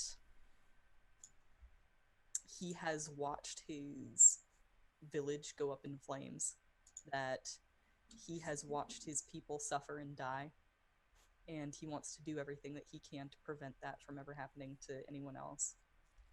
And if following Ilmater means taking that suffering on yourself, he would much prefer to suffer himself than allow other people to experience what his people had to. Kefris will nod, and he will begin the ceremony spell using the rite of dedication on Ismark. Cool. That's it. All right. There At least is, for day 2. There is some. Give me a religion check. Okay. Wait. Shit. Oh, wow. That is a 23. 23. What? I got a 19 in my religions plus 4. Pizza's here. Okay, cool. Cool. Wow. All right. So the components of this ceremony would be Irina's scarf tied in the ilmatery fashion. Yes, ilmatery fashion, as well as 25 silver, 25 silver powdered, which Kefris would have just taken silver from the Amber Temple Hall. Okay. In a very similar situation to when you purified him. What was the name of that? It was when you changed his alignment. Oh, atonement. Atonement. When you performed the atonement, those cords begin to glow with a holy light, and you can see Ismark wince as it burns into his vampiric flesh, and it seems to be like it causes him enough pain that he actually falls to one knee and bares his fangs, but he sticks it out, and he sticks through it and sees it to the end of the ceremony, and he actually like reaches up and pulls the community knot, and the scarf falls off, and you can see that it's been burned, the ilmatery cords have basically just been burned directly into his arm. And he kind of flexes a little bit, and you can see those same radiant lines just kind of roll through the scar, and he winces again. But then he looks up at you and gives you a nod.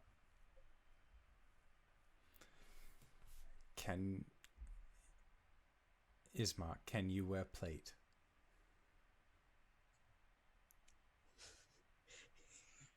He smiles at you.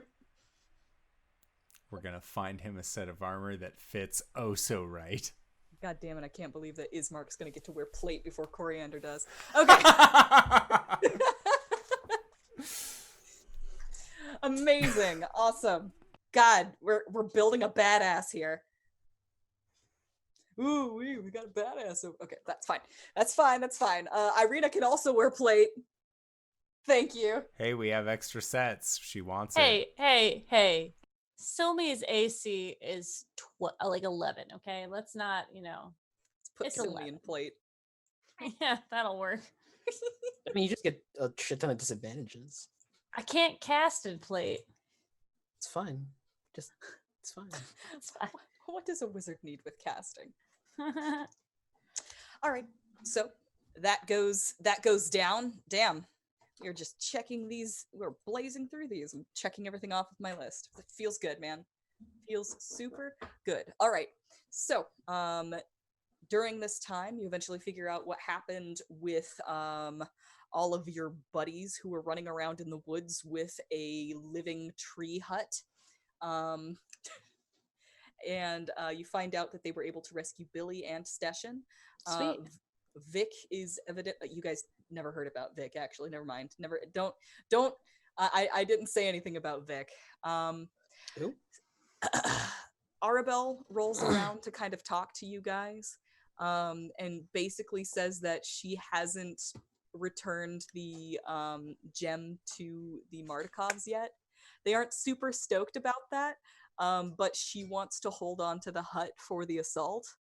And she's just like, I'll give it back eventually.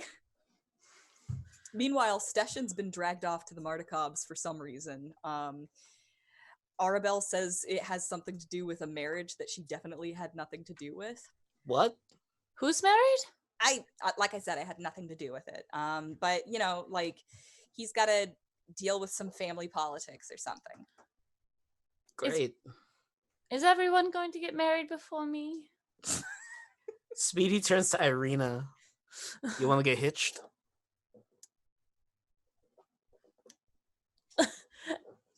She looks at She opens her mouth to respond and then just points at you. Just I get out of spite. Oh, I do love spite. We'll talk about it. Rain check. Okay, let us just, marriage isn't something that should be just thrown around, all right? It's a serious thing, and for those of us who have been, kept from such things, or showing affection towards those we love, it's a little insensitive that you would joke about it. So, What's or stopping just you throw now? that word around. I'm just saying. Think about it. Give me an insight check. Oh, God, I haven't rolled dice yet tonight. Me or Silme? Because Irina is just kind of watching you, like, with, like, blank expression. Was that a natural one?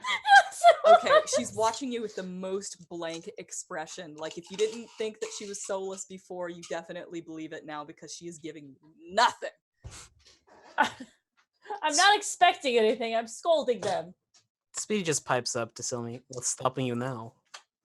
Well, there's the whole event. It's planning and flowers and dresses and all that. We are about to go and probably get ourselves killed. And you're going to... This is probably going to be the event of a lifetime. The assault on Ravenloft, so... I would rather have the assault on Ravenloft be the after party. I mean, we can bring flowers, but... I'd have to go picking for them. I'll tell you what I told Irina. I'm not going to be anybody's flower girl. I don't look good in dresses. You have an odd friendship. And she's gonna look at Maybell. What is Maybell thinking of all this? She... Oh God, what is Maybell thinking of all of this? She says, well, you could get it all done on paper up front and then have the affair later. Oh yes, get the tax benefits. Mm-hmm. Would you want that? It makes sense to me. What do you want, dear? Why buy the cow? Did she say it like that? What do you want? Oh, well, I guess. Well, I mean, I guess I always pictured... She can tell that you're projecting. I mean, I guess I always wanted flowers and... But, I mean, She reaches out and takes your hand with her bony, begloved hand, and she says, then we'll have flowers, and we'll make it the biggest event that we can, and we will make it as special as we possibly can. And it will be beautiful. All right. Speedy walks out the room, whistles really loudly, and just yells, "We're having a wedding!" Wait.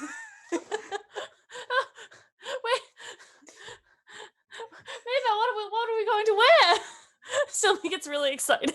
The trunk full of dresses gets slid into the room. Oh God, I need to roll this back. Does Silme know who the wedding is for? No, I thought we were getting married. Who's getting okay? Silme right. and Maybell.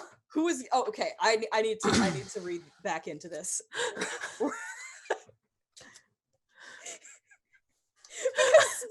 because Speedy in jest asked, "Do you want to get married?" And so, like, I don't know who's getting married. All right, so there's 2 weddings and a funeral, and we have to plan all of them for the same point in time. God. I was talking about Silme and Maybell getting married. Right now? I think Silme would at least want a day to plan. Okay, cool. Let's do this. We're getting married. Oh my God. Are you sure? Don't lock me into something that requires a bunch of planning. If you're going to flake out on me now, No. dear. Oh, no. I'm very about this. Kefris. Huh? What? Huh? Will you marry us? Yes. Speedy? I do apologize. There will be a fee. It's not a familial thing. It's a casting fee. There's a coin purse that's just thrown in Kefris's direction. Neato. Speedy? 25 silver later. Would you be my best man? Why, Silme, I thought Kefris would have first asked me to be his best man, but you know what? Fuck him. Sure. Well, when Kefris gets married and she like laughs a little bit, then you could be his best man too. When you say that, Irina gives you like the slyest wink, as far as Kefris asking you to be his best man, and that's essentially her giving you permission to be the best man at their wedding, because she has let you in on their marriage. All right, well, we have a lot of work to do. Yes. Yes, The you do. biggest, loudest wedding alongside the Smallest, quietest one. My Oh my big God. fat Barovian wedding.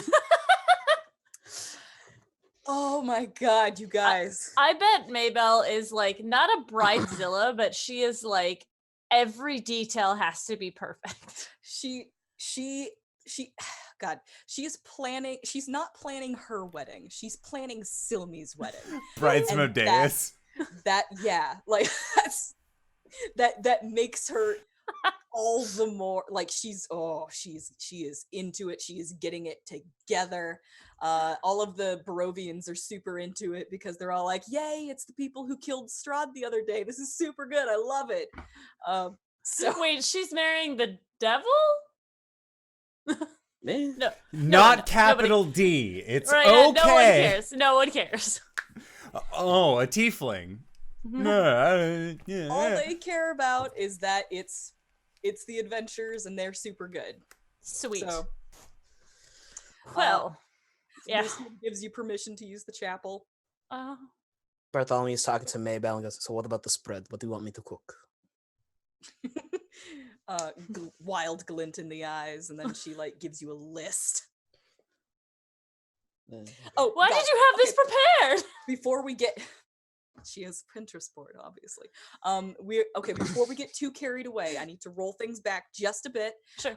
At some point, Bartholomew, you're taken aside by your father, and he opens up a mahogany chest that is just like weathered with age. He explains to you that long ago Vallaki was founded by the Valakovich family. Mhm. And it has always been ruled by them, but it was always protected by the Petroviches. And he lifts out very reverently a pair of bracers with wolves. They're leather bracers with wolves imprinted into them. And he gives them to you and explains that they were from the original Petrov. And he may have died horribly fighting a wolf, but he was always willing to try. Cool. So I guess I'll die horribly fighting a vampire and these get passed on to... Oh, wait. He pats Myrtle. Sure. Great. All right. Those are bracers of archery. They'll work for your crossbow. Not saying right. we're gonna die and the game will end here, but if we end up repricing this game and somebody wants to play Myrtle, yes. You She killed is my soulless. brother. Oh, no. She's soulless. This is something that I thought of. Decisions have been made. Irina, at some point, takes Silme aside and says, before you get too into the planning of events, I have a box to open. Oh, right. Sorry. I forgot. Yes. Right. Okay. You ready now? As ready as I'll ever be. Okay. Then let me. She stops you and says, I don't know how long I'm going to be able to hold this together. And as she's saying this, she's taking out her weapons and putting them on the table. And imagine throughout this conversation, she's just pulling out more and more weaponry. And What? it's that scene that's in every action adventure movie where like a person just keeps on taking weapons out of new places. And the table just keeps on getting piled with them. A grand piano. How do you I'm- feel? Where's all I'm- this coming from? I'm in a funny mood tonight. What can I say? And she says, figure out whatever you want to know from her before we get started, because I don't know how long I'm going to be able to keep control. All right.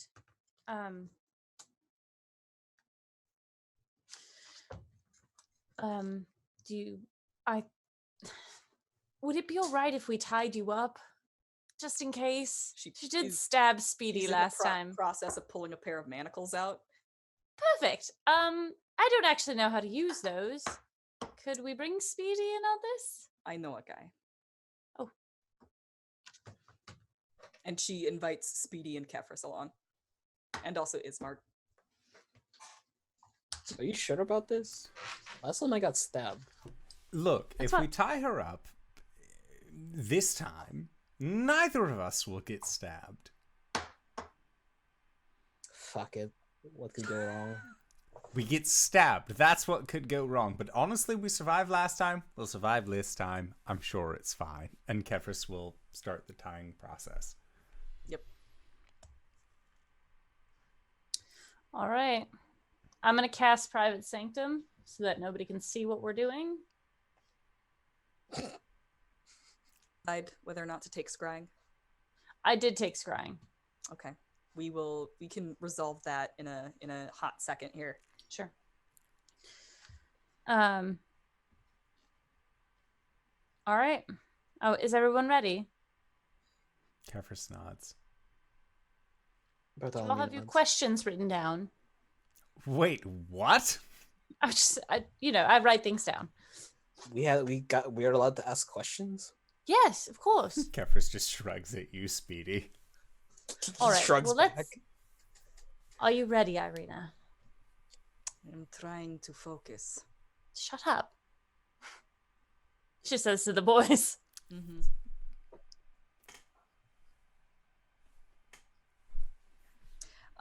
She bows her head, and first it seems like nothing really is happening. And it's like you blink, and her hair turns a more vibrant red. It becomes a little curlier, and she just looks up at you.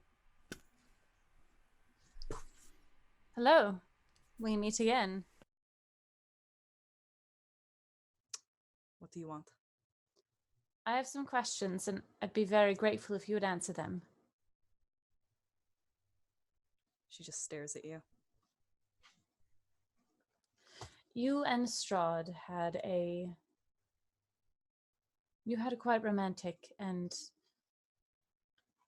though it ended tragically, a loving relationship. And I can understand the obligation you felt marrying her brother, because I myself have had that obligation. I need to know what happened after you went to the Ember Temple. There is a gap in my knowledge.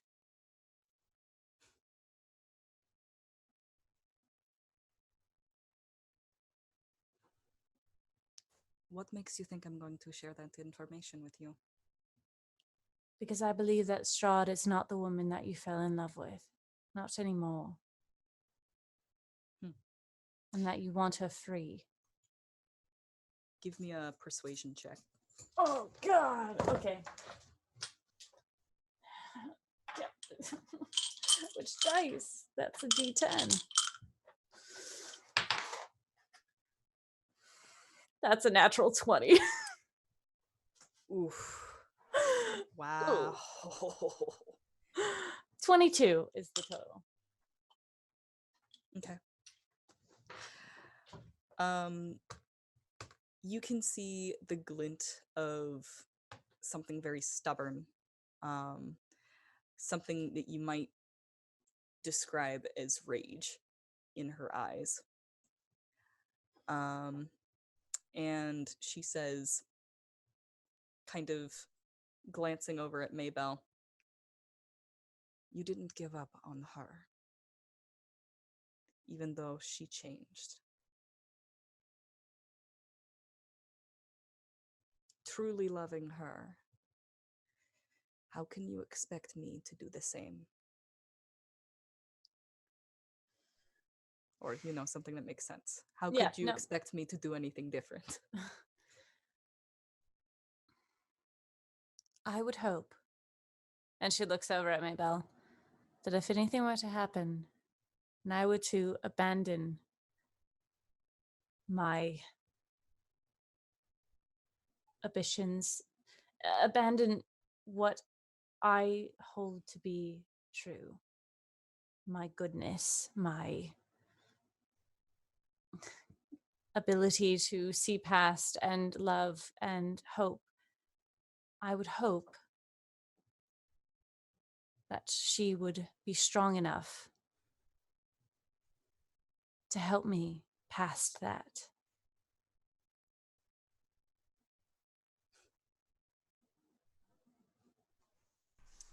Kefris That is is just. I was going to say Kefris is just looking at Irina through all of this. Mhm. That is what happened in the Ember Temple. She saw through. She saw fit to hear what could be offered to her. And together, we decided it was not worth it. But she changed her mind. Or something happened. She lowers her head. She was pushed to the brink, and I was not able to bring her back in time.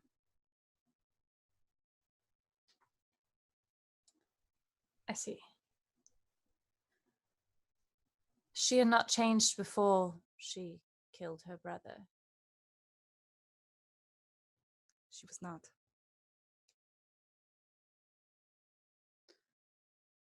When she was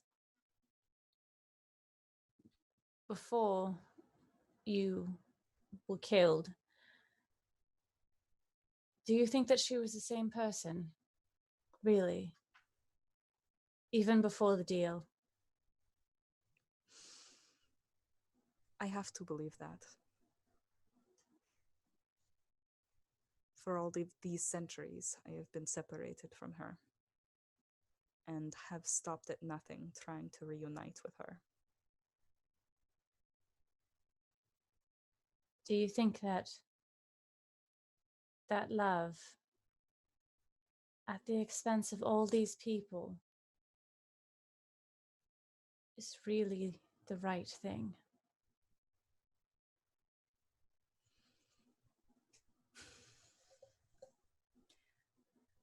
She sighs and she looks over at Kefris. She says to him, I really meant it. I meant well when I convinced you to hear out the vestiges.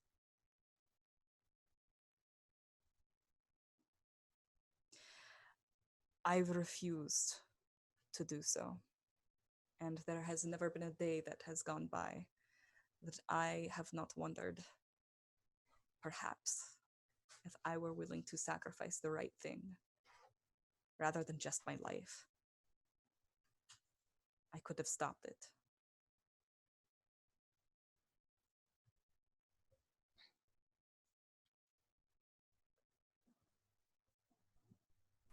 And you did.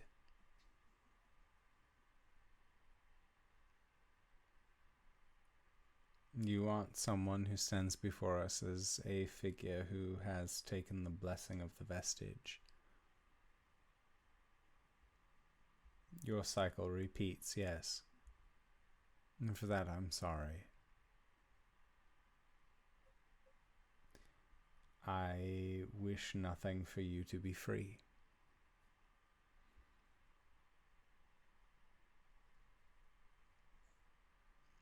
But the cycle won't end until we end it. Kefris nods.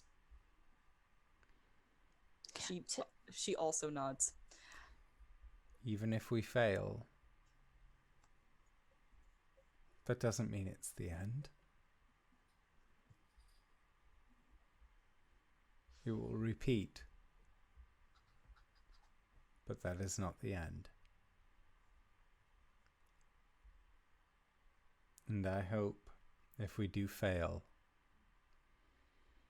that the ones who come after us are meaner, more clever, and more understanding than we have given ourselves to be.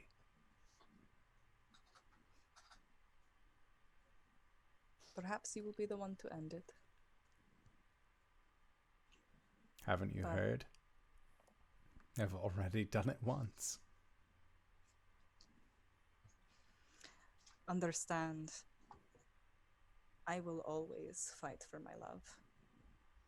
My heart will always belong to her. Which her do you fight for?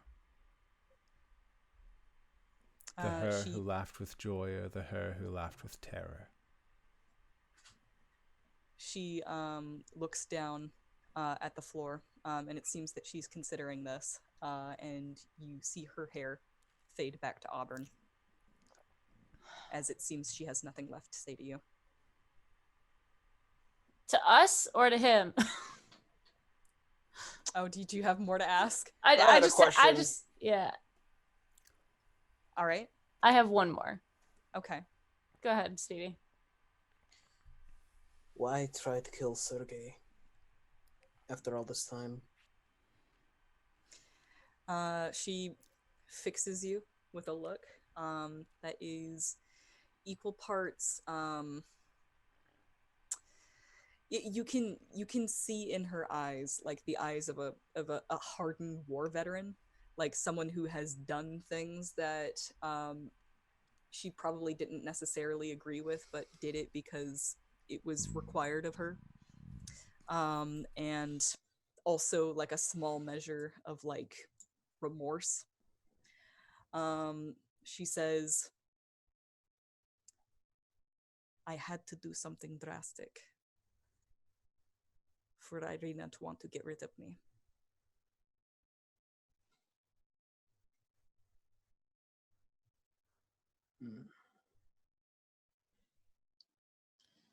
If it's any consolation, he would probably say he forgives you. I know. This doesn't fit in with the conversation anymore, but I'm just curious. What made you fall in love with Strahd in the first place? Was it her eyes? Her laugh? She gave me hope.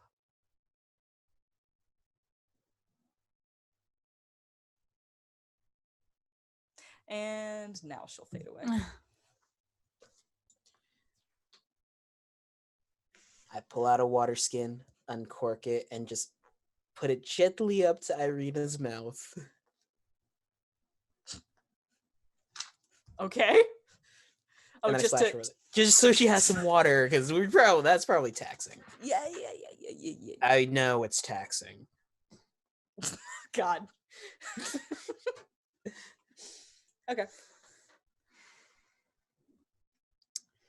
I think that we got as much as we could. Irina comes out of it kind of with a start. It's violent.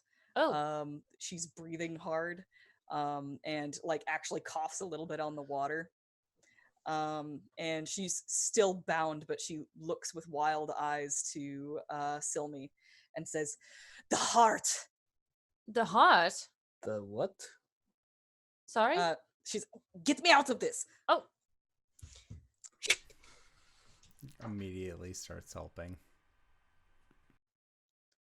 Where are those maps? Show me the maps. Yeah, what? Do you remember the way that Strahd, when we were attacking her before, how our attacks did nothing at first? Yes. And then she dropped a spell, and then we did something. Right, yes. The heart. Her heart will always belong to her. I know what is missing from the book. You're joking. And she points to an atrium in the middle of the castle. When they were planning the castle, she wanted to find a way to protect her always. And she made plans for something, a vessel, a heart, a shield. Right. A binding spell. When she was dead, it wasn't there. But Marina remembers. She was brought into the castle at some point, and she saw it. A vast heart made from a gem, stolen from ravens. The Martikovs. They stole it. The third gem. That is clever. She points at it. It needs to be destroyed. The Martikovs are not gonna like that, but hey. Look, this is bigger than some crops, okay? I think the Martikovs can be grateful that we figured it out. You figured it out, Irina. Well, I mean, I was going to be gracious and give us a we, but... That's clever. That is so clever. And it's probably heavily fortified. But it gives us a mission. Or we can compartmentalize. Perhaps we send our friends after that. They destroy the heart, we destroy the body. She points at you. I think that we need to call another meeting. Which will happen off stream. Yep. Okay. Sorry, we can only fit so many people on the stream, okay? It's true. And this is we're doing enough juggling as it is. Yeah. All right, God, you talked to Tatiana. I think the last thing that is left on my list is a wedding. I would like to have a Which chat. one? I would like to have a chat with Yes, my there's brother two at some now! point. Sorry, what'd you say? I will Oh, make fuck! it quick. You Yeah. you need to scribe. Yes, I'm gonna scry. Scree! Sorry, I got excited. Okay, sorry. What did you say? You want to chat with? I wanted to chat with Kefris real quick, but we can do that later. Okay. Just before battle. Okay. Just hey, we're siblings. We might die. Scrying. I would like to scry. Escher did send you a lock of his hair. Yes. So Okay. I'm going to try to find him. All right. Read me what the effects of scrying are. Okay. Let me get there. All right, scrying. Calm down, kittens. It's fine. You can see and hear a particular creature you choose that is on the same plane of existence as you. The target must make a wisdom saving throw, which is modified to how well you know the target and the sort of physical connection you have to it. We've kissed. If the target knows you're casting the spell, it can fail the saving throw voluntarily. All right, he does. Okay. What does it See, show you? the creature is the spell creates an invisible sensor within 10 feet of the target. You can see and hear through the sensor as if it were there. The sensor moves with the target, remaining 10 feet off of it for the duration. A creature that can see invisible objects sees the sensor as a luminous orb that is the size of your fist. Okay. So how does it look when you cast this scrying spell, and who all is present for it? Definitely Maybell. And she takes a crystal ball that she got from the loot, because I remember that there were some. She takes it and she starts like kind of doing the whole fortune teller thing with it, and it starts levitating in the air, and then it kind of reveals it transforms into this flat surface that just covers Silme's face, and her eyes go white. And Alright. she would invite anyone that wanted to be there for this, but definitely Maybelle. Okay. I think Ismark would be here for this, just on account of the fact that, like, he was supposed to have met Escher at some point, and he wants to know if he recognizes him. I think that Irina is resting. Maybelle will be there. Mm-hmm. Anybody else? Speedy's sitting outside of Irina's door. Kefris is sitting with Speedy at this point. They're swapping a wineskin. I've tried multiple letters, and I don't think my handwriting is good enough to get through to her.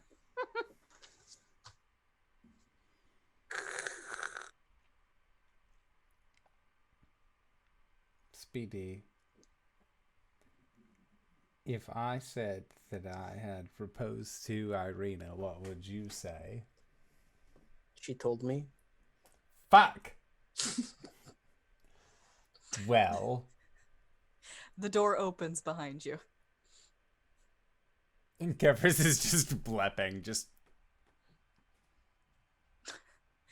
She just nods to the both of you and invites you in. She takes the wineskin from you. Actually, she basically takes the wineskin from you and then walks back in but leaves the door open in an obvious invitation for the two of you to follow. Yeah. Let's resolve the scry real quick. This is happening during the scry. Oh, okay. The three of you will basically just hang out and talk. I'm sorry. Apology accepted. Oh. All right.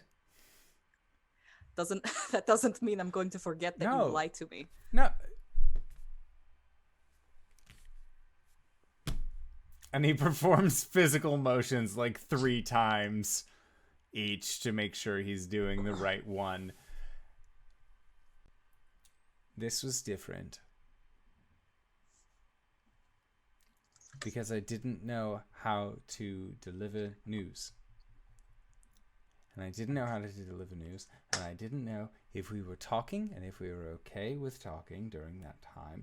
And so I thought a lot about, okay, what is the right information? What is the information that I could possibly give? But instead... She shoves the wineskin back into your mouth. And she says, listen for 1 second.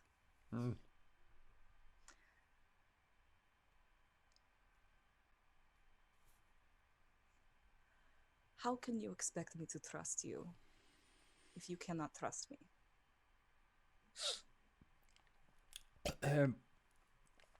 I think that's the difference. In that I've always trusted you and I've hoped that you will trust me.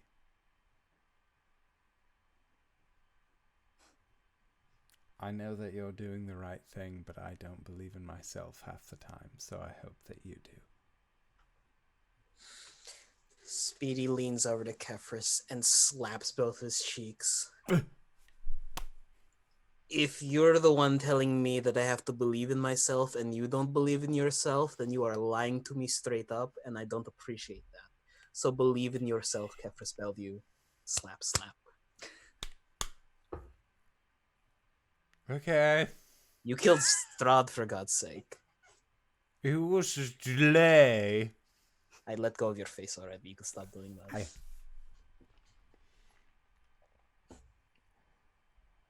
Come on. We have maybe only a night for me to start liking you enough to get married to you. Kefris kind of blushes and does one of those, like, hands behind the back, kicks the rock, like, oh, okay. I put my foot next to his butt and kick him out the door. Alright, y'all hang out for a while. Okay, resolve the scry! Ah! Sorry, It's a lot of darkness. I knew today was gonna be I knew today was gonna be scattered. Yeah, Alright, yeah. lots of darkness, and it the floating eye, essentially, the orb, Finally, white balances enough to see in the dark. And you see a stark white figure that is crouched. Shirt is off. It's a very pale skin. And blonde hair that just hangs down over his face. His arms are up in shackles. And you recognize Escher. It seems that he is in a bad way. And you watch another figure enter the room. And he walks up to a table and doesn't say anything. He starts fiddling around with some instruments on the table. You can hear the sound of liquid pouring. And the man turns around and you recognize the face of Rahadin, the Chamberlain of Ravenloft, the man who killed Vic. And he just kind of unceremoniously, like no emotion on his face whatsoever, he lifts up a what appears to be a ball at the, or I guess we'll do it this way. Something that looks like a oversized paintbrush, just kind of horsehair bristles, that he dips into a silver goblet, and he just kind of starts flicking it at Escher.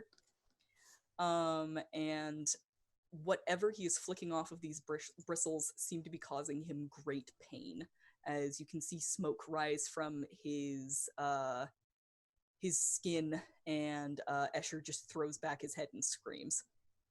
And he does this for a little while, and then eventually just puts the brush back into the goblet and walks out of the room. And you can see that even as he's walking out, Escher's vampiric skin is closing back up, and those scars are healing over. Can I see where this is? Is it underground? You can see 10 feet away from him. Yeah. Well, it is 10 feet away from him, so I guess, is there any light coming in? Like it's like a camera that's Whatever focused it on is, him. Wherever it is, it's in a dungeon and it is very wet.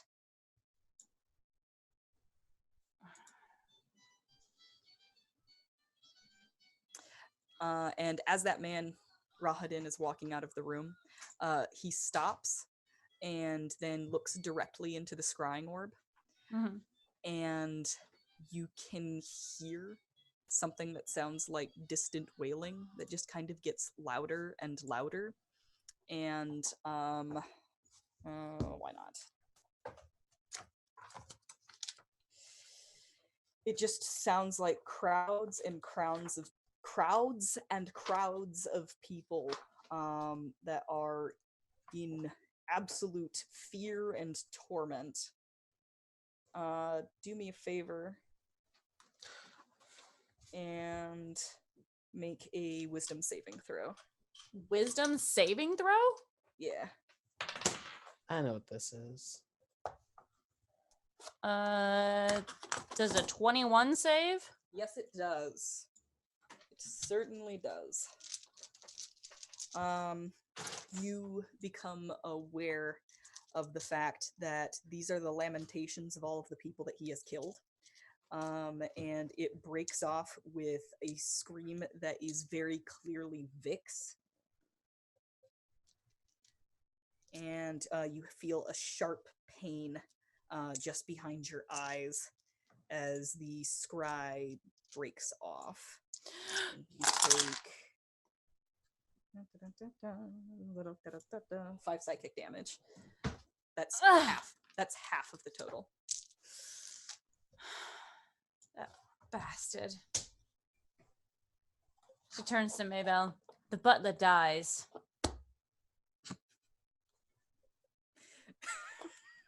Sorry, there's a joke there somewhere, but I can't touch it. I just can't get it quite. You gotta get a clue. The butler did it. Tell me how the wedding goes. Which one? Both. Well, is mine gonna be first? Is yours gonna be in secret Yes. the next day? For soups in secret. You're the worst brother Yeah. ever. Silme looks fabulous, walking down the aisle in one of her best dresses. She is gonna have Speedy walk her down this, broken church. We've picked wildflowers. We both have a bouquet, and Maybelle has a flower crown. Oh. And they exchange rings. There's a beautiful exchanging of vows where they both make everyone cry. There is the... I assume there's some sort of contract that's signed with Maybelle. Sure. Yeah. Yeah. Not like, bad contract. Yeah, not scarily binding, but Right. binding. Yeah, exactly. And we invite the hunters and any of the, Silme invites everyone, but who turns up is a question. And they kiss when they are told to, and it's beautiful. Flowers are thrown, rice that can be spared, so probably not rice. Small rocks. It's kind of a marshy area. It makes sense for them to be able to make rice, right? Yeah. Grow rice. I'm just thinking, there's probably not a lot of stores. Anyway, that's fair. They do something different. They will do some sort of Barovian. It's flower thing. petals. Just say flower They throw petals. flowers. flower petals. That sounds nice. We walk back They're up bog the aisle. flowers, but flowers nonetheless. We walk back up the aisle to some bard lamenting. And when we get outside, everyone who couldn't fit in the chapel, the ruined chapel, is out there. And Silme throws her bouquet, and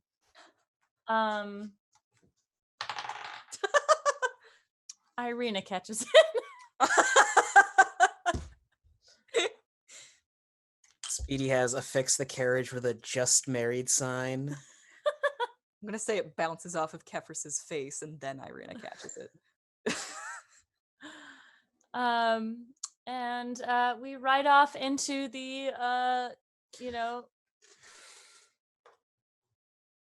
fog. into the fog.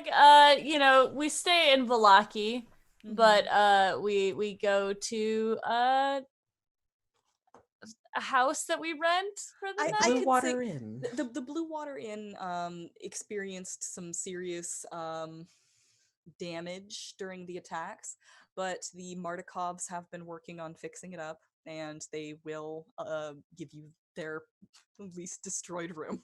Aw, that's very sweet. I have a question though. Okay. This marriage in particular was unexpected and not planned for. I'm gonna give you the choice.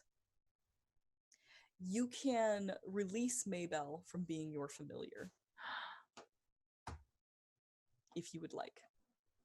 Yes. She's not gonna go away, right? No. She's her own person. For one thing, she's stuck in Barovia. Right. But essentially, it's like the genie. Yeah. Essentially, 100%. She will become to some degree mortal. Actually be a tiefling. Is this what Maybelle wants? If it means spending time with you, then yes. Yes, that's what I want. Okay. Cool. We can do that and discuss what that means. Oh, then she can't cast spells for me. Not that she has yet, but you know what? I don't have a lot of touch spells. That's fine. You still have Find Familiar. You can summon another one that isn't a person. Two Maybells? Wowee! Is it my birthday? Oh god, that's for the honeymoon.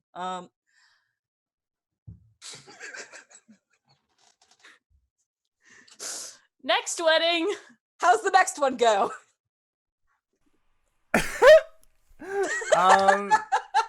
So the next wedding, I want to say happens the same night as Silme's. Mm-hmm. After they leave, Irina just kind of looks down at the flowers that she caught, and then just kind of looks at you, and then nods back towards the chapel. And Kefris nods as well, and he extends his hand out to hers. Because a lot of the time I feel like they have walked like arm in arm, but never has he asked for her hand to walk. Okay. She takes it. And she makes an eye at Bartholomew like, you should come too. He'll follow. And as Kefris is walking, he will say, I'm sorry I didn't tell you about the abbot sooner. But I didn't want to give you hope. Especially if the outcome was working with him. That guy was really weird. Yeah. Granted, yes, but... Your decision to make. And I appreciate that. But let me just unpack what you just said. You didn't want to give me hope, you big dum-dum. That's all you've been doing. Okay. One, yes, maybe, so that is the case. However, if it was a sliver, but at the hands of that guy, I would just... I had rathered you... You would have rather he had never put it on the table. Yes. Yeah, there's a lot of things that we wish had not happened or would not happen, but I would still like to know what they are. Then will you join me in the church? Let's do it. And so, with Speedy there, is Mark there? Is it literally everyone except for the other newlywed couple? Who all would you have let know? Who all did Irina let know? Just That's the Speedy. question. Would she have let her brother know? Because Kefris didn't say a goddamn word to anyone. I think that she probably would have. I think that Bartholomew and Ismark are the only people who know. And maybe Father Lucian, if only to make sure that the chapel would be empty at the time. Then yeah, all of those people know. From Speedy's coat, he pulls out a panpipe. And he starts playing. It's a funeral dirge. And Kefris will use the red tie of Irina and tie his arm and her arm together. And he will place the silver longsword that he got from the hunters onto the altar of St. Andrel.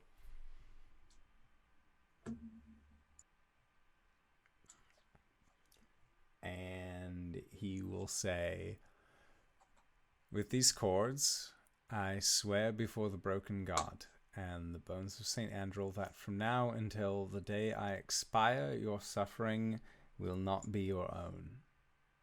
My life is one that I offer freely to you, to carry you when you cannot stand, to listen when you cannot speak, and to keep my big dum-dum mouth shut when you ask it of me. When I arrived in this land, I made one promise that I aimed to keep, and that was to keep you safe no matter the cost. In that time, I have earned the ire of the land itself and gained the ability to climb on walls and do the impossible in the face of an ever-present enemy, and rightly, I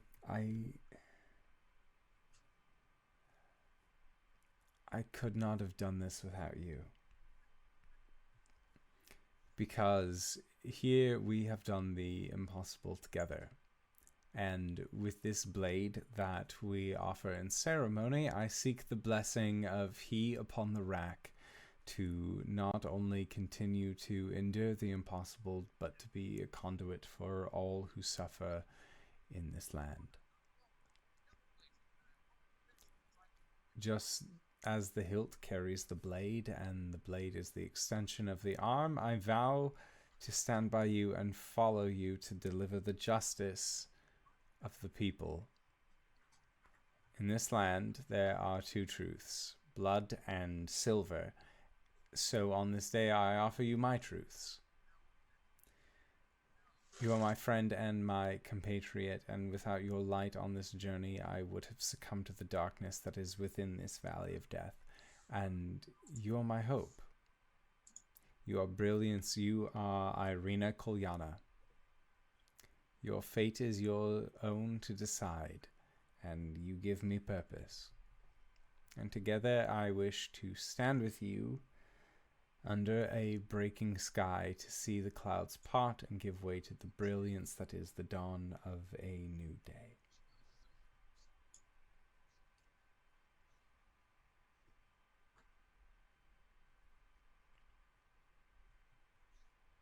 She listens very seriously, and then she kind of leans in. She says, "Do I say something now?" If you wish. I am not as eloquent as you. She seems a little nervous about this. Kefris Bellevue, I marry you in the name of my people, in the name of my father, who would have very much liked to have been here, I'm sure. I marry you in the name of my brother, and for the purpose of destroying the devil. And she puts a hand out.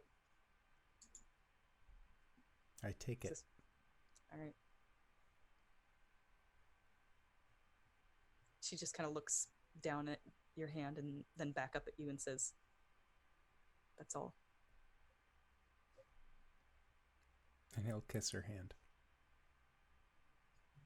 Just gentle bow. Would this conclude the ceremony? Yes. All right. You do all of this in the dark cathedral by the light of a single candelabra. And as you do so, the ceremony ends, and a swift breeze flies through the church and blows out the candelabra. And that breeze actually begins to grow stronger and stronger, and it eventually turns into a deafening, roaring wind. And it seems that there is a storm moving through the cathedral. What do you do in response to this? I hold on to Irina and look towards the storm. Okay. Bartholomew, how are you reacting? He stands up. Looking out, it's dark, right? Mm-hmm.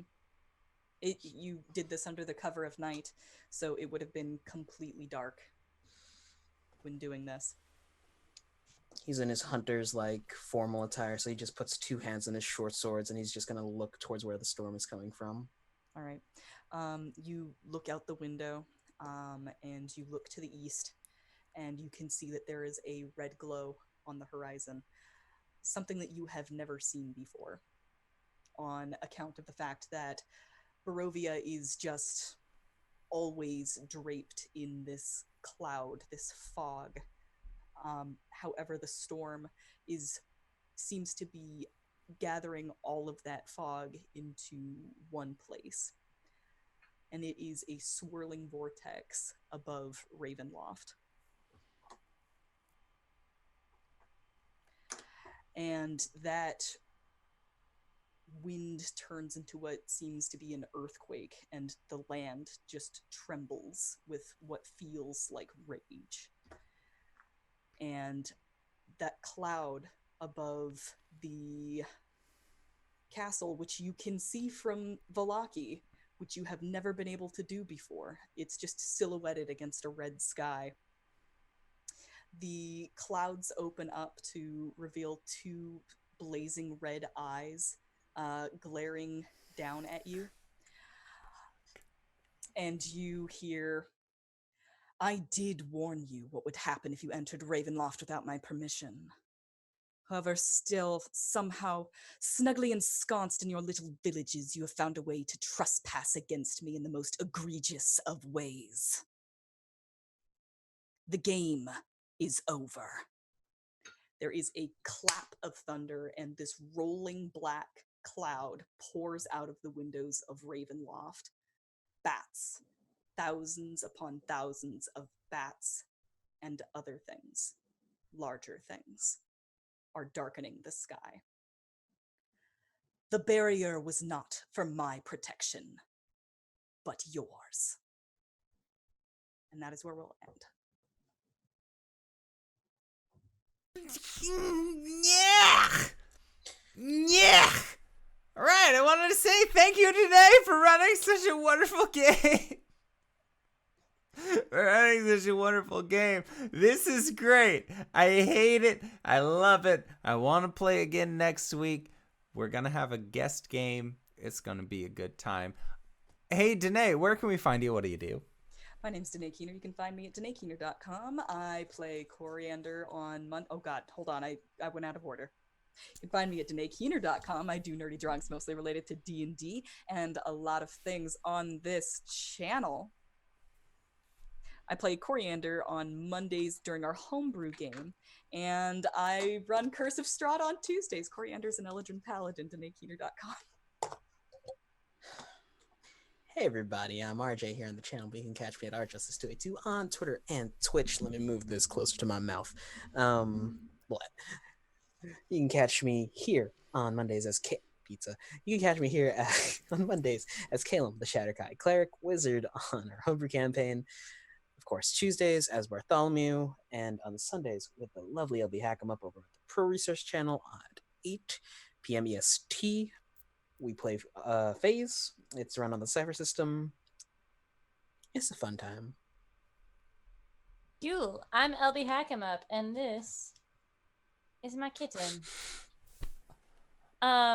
Yeah, I'll just leave it here. I play on Mondays and Tuesdays on this channel.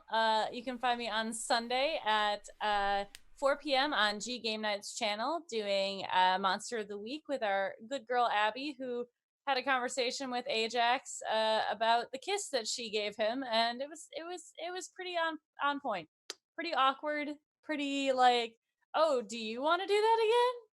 Okay. And then after that, you can find me on Pro's channel doing the Cypher System game, where I play a character that is literally mad. So, DanaeKeener.com.